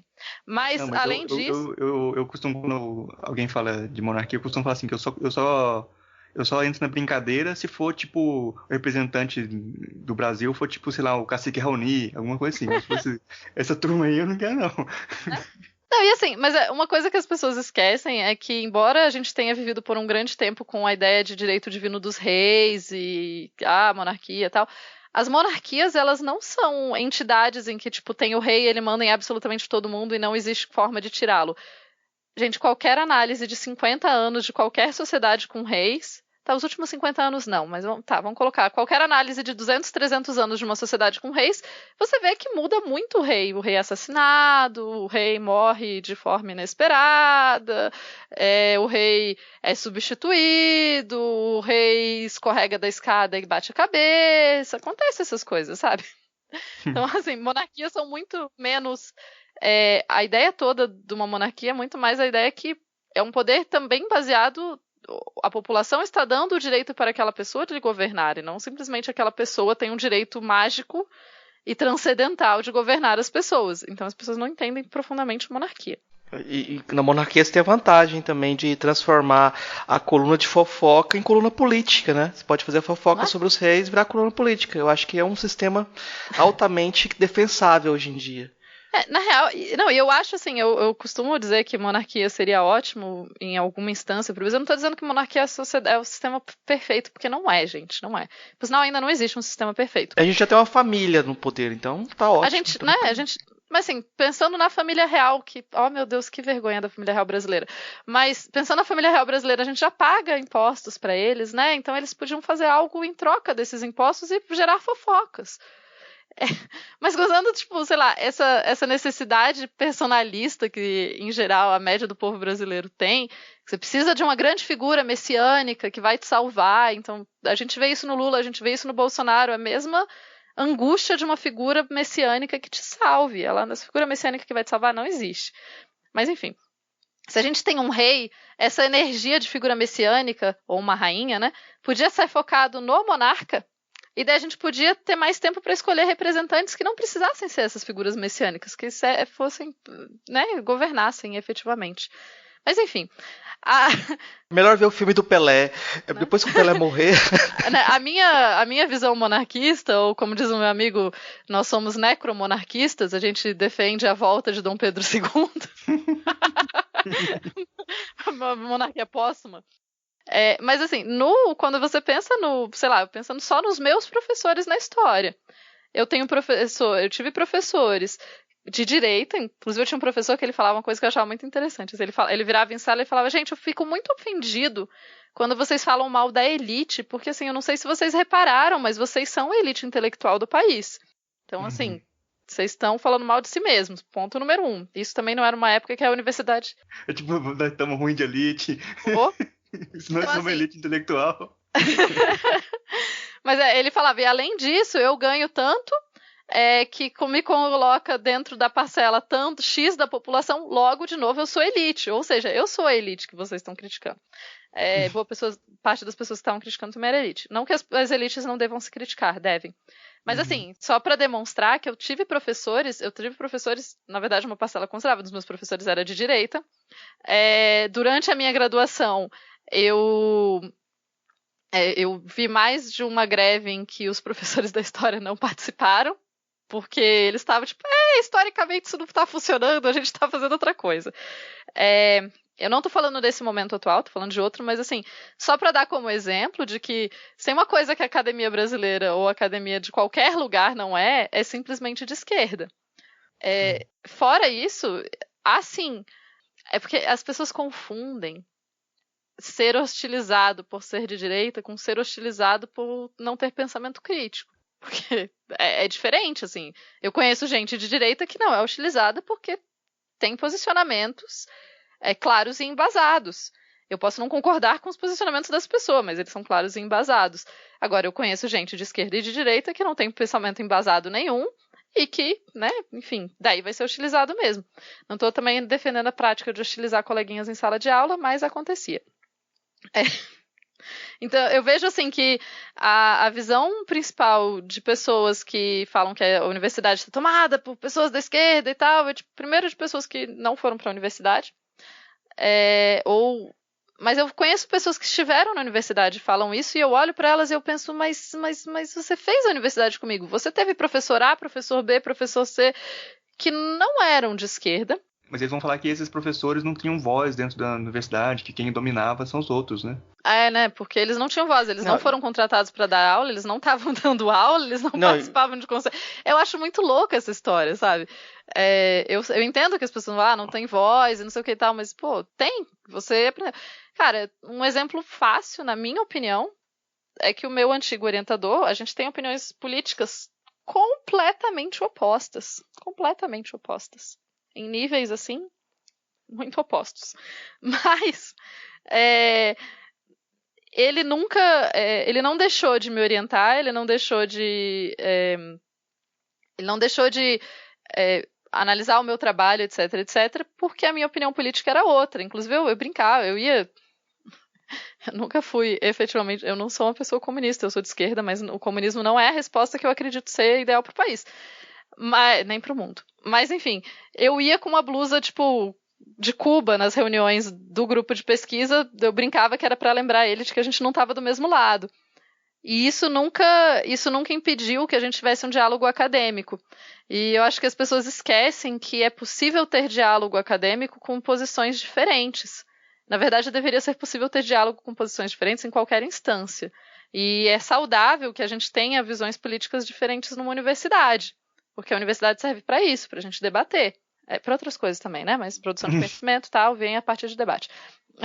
Por sinal, não sei se vocês viram a piada, né? O pessoal comentando que o estudante de universidade pública no Brasil, faz orgia, usa dorgas, faz balada todos os dias e ainda produz 90% da produção científica do país. É uma galera muito eficiente. É muita eficiência mesmo. É muito, né? Tipo, orgia, drogas e produção científica tudo junto ao mesmo tempo.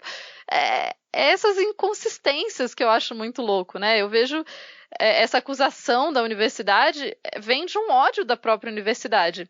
E eu acho que cabe um pouco de meia-culpa da própria universidade desse isolamento de se sentir superior. Porque, vamos combinar, vocês fazem filosofia e tal, vocês sabem que muita gente dentro da universidade se sente superior e nem se dá o trabalho de debater com pessoas, certo?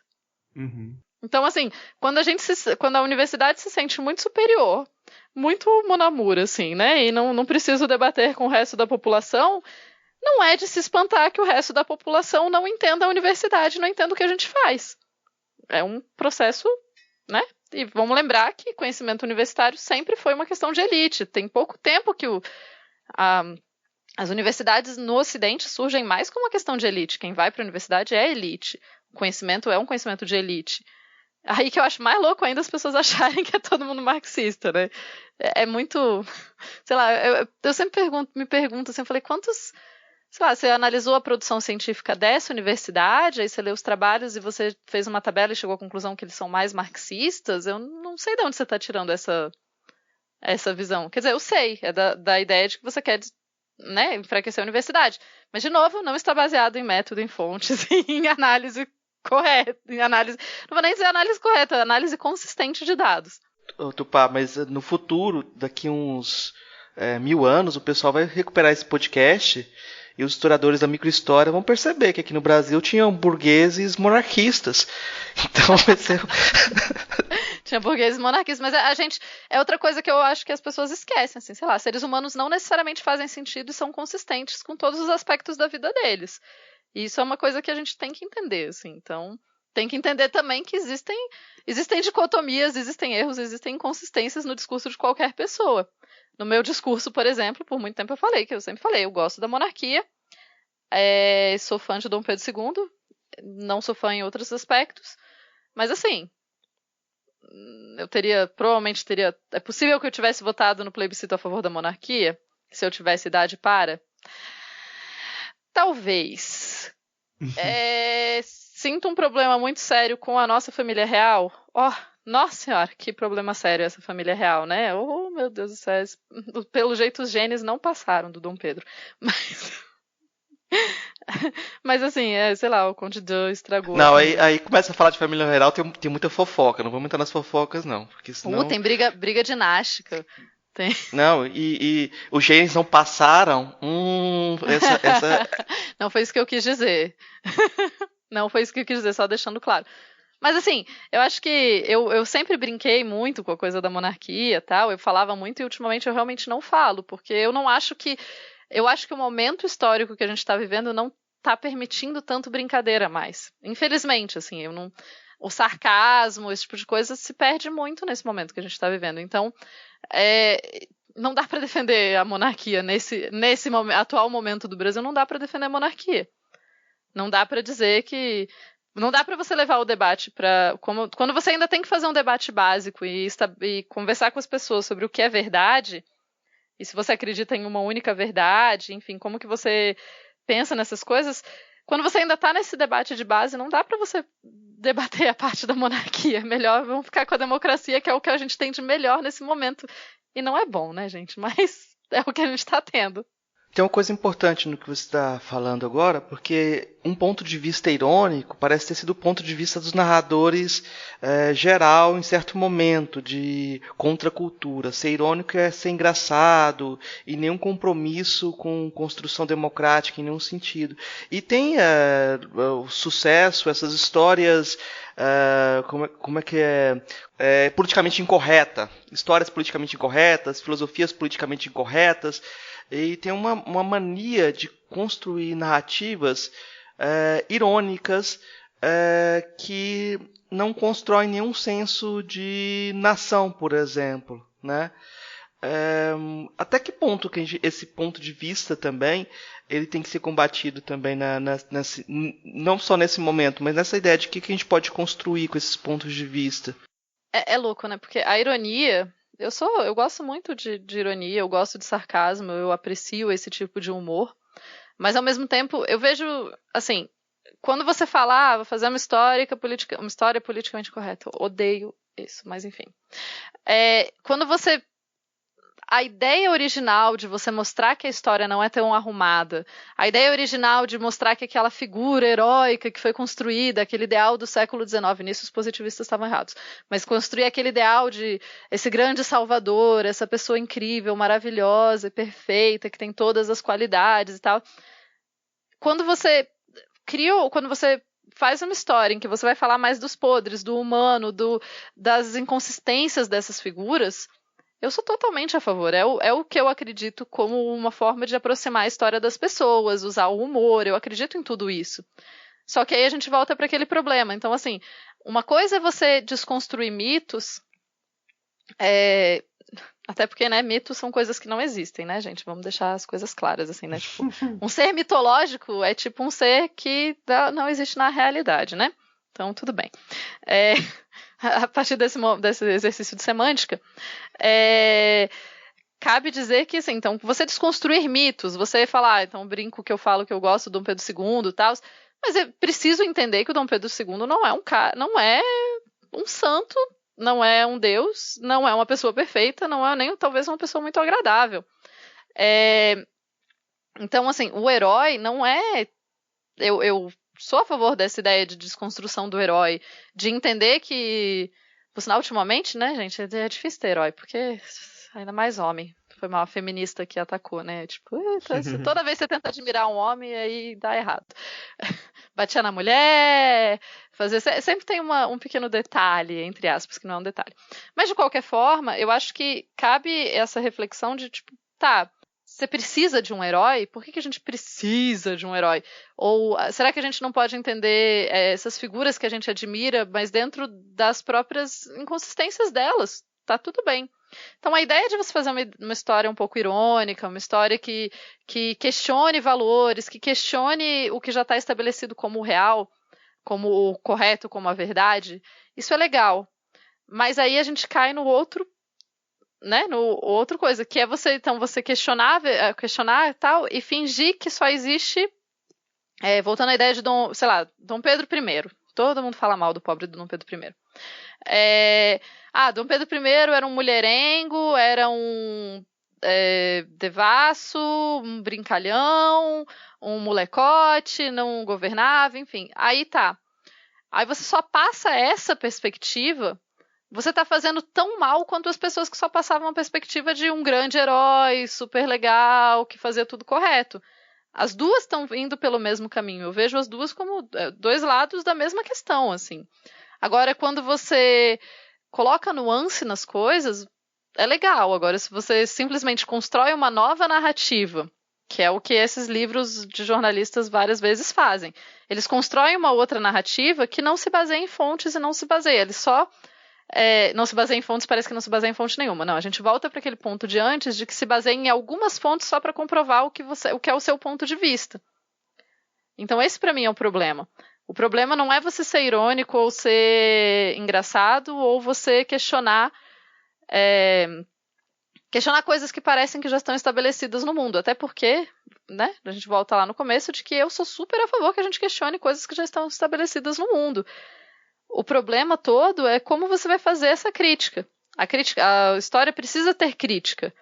Inclusive é só o que a gente faz em história, tá, gente? Historiador, vive criticando um ao outro. Mas você critica a partir de embasamento. Você critica, olha, o Dom Pedro, por sinal, voltando ao Dom Pedro I, ele pode ter, inclusive, sido mulherengo e ter lidado bem e ter sido um general interessante quando ele volta para Portugal e vai lutar contra o irmão dele. As duas coisas podem conviver. As coisas não precisam, as pessoas não são um aspecto só. E a história também não é um aspecto só. Ou como aquela Porque os índios nunca preservaram, porque... Não, velho, não é assim. Ou então, de novo, a outra falácia que foi construída a partir dessa ideia de uma história irônica é falar, porque já existia escravidão na África, logo o que existiu foi a mesma coisa. Não, isso é uma análise rasa. Você precisa ir quais são os relatos da época? Quais são os... Entende? É muito mais do que simplesmente você criar uma ideia. De novo, né? Não vai dizer que não existia escravidão na África. Existia. A escravidão que existia na África era exatamente o mesmo tipo de escravidão que foi essa escravidão atlântica que foi criada depois desse sistema? Não, não era. Então você tem que entender as duas diferenças. Não adianta simplesmente porque é a mesma palavra achar que é a mesma coisa, porque não é. E é esse discurso vazio que me incomoda, assim, esse discurso de quero ser engraçado só por ser engraçado. Não, às vezes quando a gente busca as coisas da história mesmo, elas são engraçadas e interessantes. É o mesmo problema que eu tenho com teoria da conspiração, que vem com as histórias, né, tipo os extraterrestres do passado, essas teorias assim, e desconsideram que, na real, se você for olhar a própria história, ela é interessante, ela é fascinante. Você não precisa inventar uma história falsa para ser fascinante. Bom, acho que a gente já... Topar, se a gente for conversar com ela aqui, a gente vai ficar... São 1h45.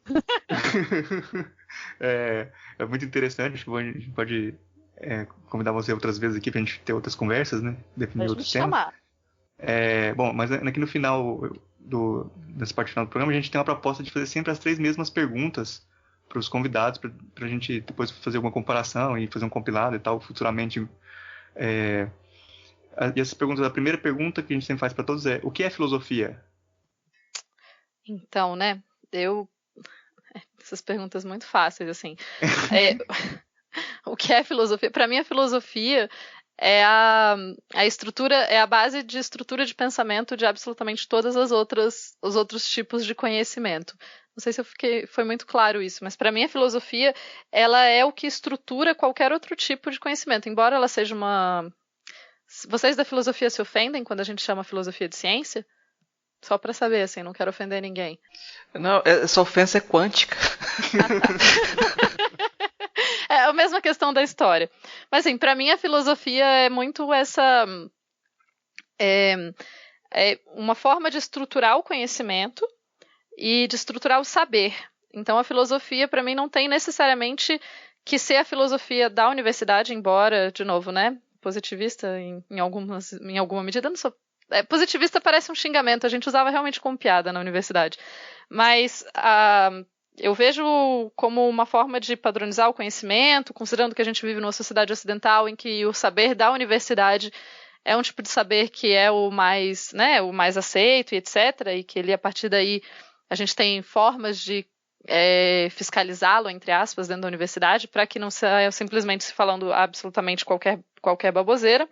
Então, para mim, a filosofia é justamente essa ciência que é a base de todas as outras, que é o pensamento crítico por trás de todas as outras e, ao mesmo tempo, é a forma de conhecimento que vai analisar as coisas mais complexas. Por sinal, gente, eu fui fazer introdução à filosofia na faculdade, na verdade eu fugi de introdução à filosofia a princípio justamente porque eu acho muito complexo. Eu acho que todo mundo que se formou em filosofia são pessoas muito incríveis, assim, eu acho uma parada muito complexa. E daí eu fiz uma matéria de filosofia durante o meu mestrado, e assim, eu saía de lá com a cabeça, enfim, sempre fritando, assim, né? E o trabalho que eu escrevi no final, porque a matéria era sobre... Só para vocês terem ideia, o trabalho que eu escrevi no final... As garantias da crença de Tobias em Deus, uma possível aplicação do modelo AC estendido do Plantinga. Ou seja, eu fui estudar Plantinga, que é tipo, oh meu Deus, vamos estudar. Tipo, eu saía com o cérebro fritado todas as aulas. Às vezes eu desconfio que eu nem sei se eu entendi exatamente, mas o modelo é do modelo Aquino Calvino estendido, que foi desenvolvido pelo Plantinga, que é um outro filósofo. Tudo muito ligado a essa ideia de crença em Deus e a partir de... Usando a lógica, enfim, a lógica no sentido filosófico da lógica e não no sentido banal da lógica, enfim. É isso, eu acho que filosofia, além de ser a base de muita coisa, é essa parada super complexa que algumas pessoas conseguem estudar e eu acho difícil demais. Bom, a segunda pergunta é: qual é a filósofa ou filósofo que mais te impressionou daqueles que você conheceu pessoalmente? Pois é, não, eu tava pensando isso, assim, porque eu tenho todo um amor pela Hannah Arendt, né? História de amor e ódio, quase, assim. Eu tenho toda uma admiração muito grande pela Hannah Arendt, mas eu não conheci ela pessoalmente. Então a gente tem um problema nisso aí. Eu confesso que eu não conheci muitos filósofos pessoalmente. Eu conheci mais historiadores pessoalmente, e eu estou aqui revirando a minha memória para achar filósofos que eu tenha conhecido pessoalmente, assim. Eu admiro, por exemplo, mas é um filósofo em formação, serve? Ah, tá bom. Eu ia falar o Cristiano Barba do Teologia do Boteco, eu acho ele um bom filósofo em várias instâncias, mas eu acho que eu admiro muito. Eu conheci muitas pessoas que faziam filosofia sem ser necessariamente na academia. E eu acho perigoso nesse momento, eu acho foda, porque nesse momento que a gente está vivendo é difícil a gente. Eu quero exaltar a academia e eu quero exaltar mulheres, e ao mesmo tempo tem todos esses outros questionamentos, assim. Mas eu conheci pessoas que eram de outras áreas e respeitavam a filosofia, e isso me fez admirá-las. E ao mesmo tempo, sei lá, por exemplo, a Márcia Barbosa, que é da física, e ela entende, ela respeita mais a filosofia, isso é legal. Mas eu admiro muito também a Djanira, porque é uma pessoa que eu já vi falar ao vivo e, cara, é impressionante, assim, filosofia sendo feita da forma, com a maior qualidade possível, assim. Por sinal, uma coisa que eu acho muito da academia brasileira, assim, eu vejo, a gente tem excelentes acadêmicos no Brasil, e então pessoas que estão, sei lá, ouvindo e estão pensando em seguir a carreira acadêmica e estão, obviamente, muito desanimados nesse momento, mas nunca tenham medo de tentar pós-doutorado, doutorado, mestrado fora do Brasil, porque você tem, sim, qualidade técnica para como qualquer outra pessoa. Claro, né, sempre tem gente medíocre em qualquer lugar do mundo, mas assim, não desista antes de tentar uma vaga. Tipo, tenta a vaga. Vai que, né? Bom, a terceira pergunta acho que vai ser mais fácil para você responder, que essa segunda mas é difícil mesmo para quem não... É difícil? Qual é a filósofa ou filósofo favorito ou favorita? E a gente pode voltar na Hannah Arendt, embora eu não concorde necessariamente com todas as teorias dela e tal, mas eu admiro muito ela, eu admiro vários aspectos dela, assim, inclusive eu vivo recomendando o filme dela, a gente volta em filme, né? E do poder da imagem, mas eu admiro a coragem que ela teve de ter uma tese que não era a tese mais aceita, a coragem de falar do que ela acreditava, mesmo não sendo necessariamente o que era o que todo mundo pensava que devia ser o correto, assim. Então eu acabo admirando essas outras características, além de acreditar que ela é uma das filósofas mais importantes do século XX, um dos maiores pensadores que a gente teve nos últimos tempos, e eu acho que ela é pouco estudada ainda.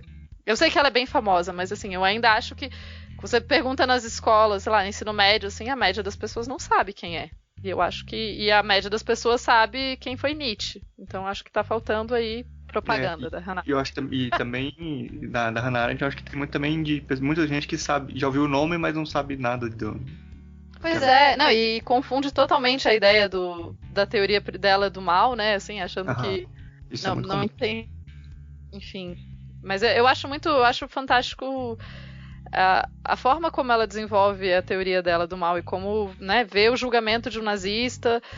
Ela entende que tem esse mal que você, como uma pessoa comum, você se sensibiliza a tal ponto que você nem entende como mal, né, o que você está fazendo, enfim, é muito mais complexo que isso, mas eu acho que a Hannah Arendt ela tá aparecendo mais, mas eu acho que ela é uma filósofa que podia ter mais destaque, e, infelizmente eu gostaria de conhecer mais filósofos de outros lugares, né, porque a gente ainda está muito eurocêntrico nisso, né, a gente está quase só se conhece coisa da Europa, é difícil, mas vamos aos poucos aí. Acho que a gente já pode partir para a parte das indicações. Tupá, você trouxe alguma coisa para indicar para os nossos ouvintes? Então, eu vou indicar um filme. Eu já indiquei, né, mais ou menos, mas eu vou indicar esse filme da... Eu vou indicar um filme, olha só que pessoa terrível que eu sou. Eu vou indicar o filme da Hannah Arendt, porque eu acho um filme muito legal para se assistir. Ele é um filme romanceado? Sim, ele é um filme romanceado, porque todos os filmes são, né? Não existem filmes, todo filme é uma visão. Então, Mas eu acho legal para entender justamente um pouco o processo que ela chega nessa questão. E eu vou indicar também para as pessoas lerem O Queijo e os Vermes, do Ginsburg. É um livro que se encontra traduzido, que é relativamente acessível, que é gostosinho de ler, conta uma historinha, assim, é mais fácil, digamos assim. Eu acho que o Ginsburg escreve de uma forma muito agradável, então eu acho que é uma boa forma de se entender mais como que é feito o conhecimento histórico, assim. Uhum. Marcos, você trouxe alguma coisa para indicar? Eu vou indicar o livro Interpretação e Superinterpretação, que é um debate do Humberto Eco com Richard Hort sobre limites da interpretação. O livro sobre historiografia pós-moderna, entre aspas, A História Repensada, do Kate Jenkins, porque eu sei que a Tupá está em guerra com ele. Não tô não. O Baldolino, o romance Baldolino do Humberto Eco, é uma brincadeira sobre essa questão da reescrita da história também. Ele era um mentiroso, o Baldolino é um mentiroso, que as mentiras dele eram muito úteis, então passavam por verdades também, né? Vou indicar o romance A Náusea, do Sartre, que o personagem principal é um historiador, crise existencial com a história. E A Invenção da África, do Mundimbe. Posso indicar mais um, já que a gente pode indicar vários, assim? Eu achei que eu tinha que indicar só um. Eu vou indicar para as pessoas lerem também Introdução à História, do Mark Bloch, que é o historiador que eu citei. Introdução à História ou O Ofício do Historiador. É um livro costuma ser um livro que a gente lê em introdução, quando a gente entra na faculdade. E ele é bem interessante para ver uma visão de como que é o trabalho do historiador, né? O que a gente faz como historiadores. Ele é fininho também, viu, gente? Então, boa indicação. A última indicação que eu vou fazer é o livro do Nietzsche sobre a utilidade e a desvantagem da história para a vida. Que é a segunda consideração tempestiva dele. Porque aí a gente vai tentar resgatar os filósofos reis, dos historiadores reis. Bom, eu vou indicar alguns podcasts, né? Porque eu não leio. Ah, tá. Eu vou indicar o Anticast. Eu tenho vários podcasts da Tupá aí que você pode procurar. Tem uma lista enorme e tal. A Tupá participa de muitos. Mas eu vou destacar alguns aqui, que é o Anticast 220, que eles falaram lá sobre o trabalho da Tupá, lá com os manuscritos do Mar Morto e os demônios dentro dele. E o Anticast 267, a historiografia, que tem a Tupá tá presente, e tem outros historiadores lá também, falando sobre historiografia. Eu acho que pode ser complementar a esse que a gente está conversando aqui, né? E o que eu tinha indicado também no meio do programa aí, que eu acho que é interessante também, que é o Salvo Melhor Juízo 11, da Inquisição. Por sinal, gente, eu queria falar, é bom ouvir esse de historiografia para ouvir outras versões de historiografia, outras interpretações, porque eu tenho uma visão bem minha, assim, do que é historiografia. Posso indicar mais dois? Desculpa, gente. Eu vou indicar o podcast Passadorama, que é um podcast produzido por historiadores, e é muito legal, é uma produção muito bem feita, assim, eu sou muito fã deles. Foi muito, né? Mas é porque realmente é fantástico. Eles entrevistam historiadores, eles entrevistam outras pessoas e montam um programa muito denso e muito interessante sobre história.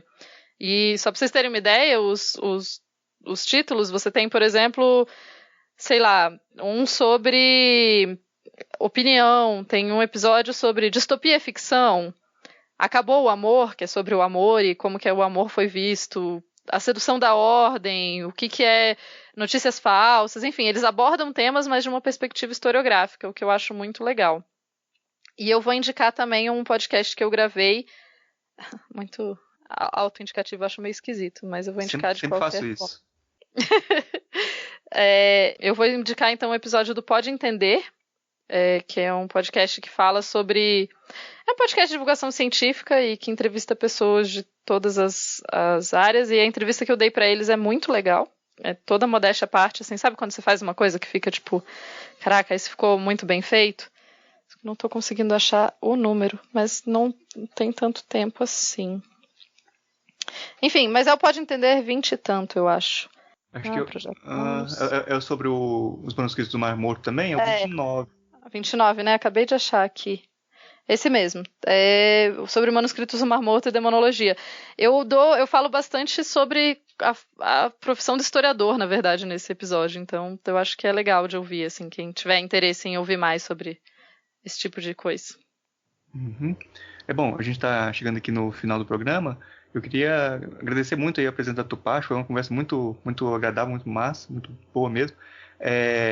E abrir um espaço para você falar, fazer suas considerações finais, falar o que você quiser, aí um espaço livre aí para você no programa. Obrigada, eu gostei muito de participar, eu agradeço. Espero não ter falado muita bobagem, foi bem desafiador, mas foi gostoso. Eu sinto falta, às vezes, de poder ter debates nesse nível, assim, de falar mais da história mesmo, e falar mais de historiografia, e esses temas que às vezes eu não tenho tantos interlocutores para falar mais disso. Então eu agradeço muito o convite. E vou só falar para as pessoas, quem quiser me seguir no Twitter, ultimamente não estou escrevendo tanto lá, mas eu tento postar lá bastante coisas sobre história, sobre manuscritos, sobre arqueologia, enfim, essas coisas caóticas que eu gosto de estudar. Então, quem quiser me seguir é @tupaguerra. E possivelmente em breve eu devo lançar um podcast meu, só que ele tá meio enrolado no momento. Assim, ele já tem vários episódios gravados, mas ele tá meio enrolado. Mas então, se vocês me seguirem no Twitter, aí talvez daí lá eu aviso assim que lançar. E eu vou ficar muito feliz se as pessoas me ouvirem. Bom, muito obrigado aí pela sua presença. Foi muito legal mesmo a conversa aí. Valeu. Até a próxima. Tchau, tchau. Tchau. Ei, gostou do nosso episódio? Apoia a gente lá no Catarse, é só R$5 por mês, o preço de um cafezinho. Ajuda a gente a continuar divulgando a filosofia no Brasil. catarse.me/filosofia_pop.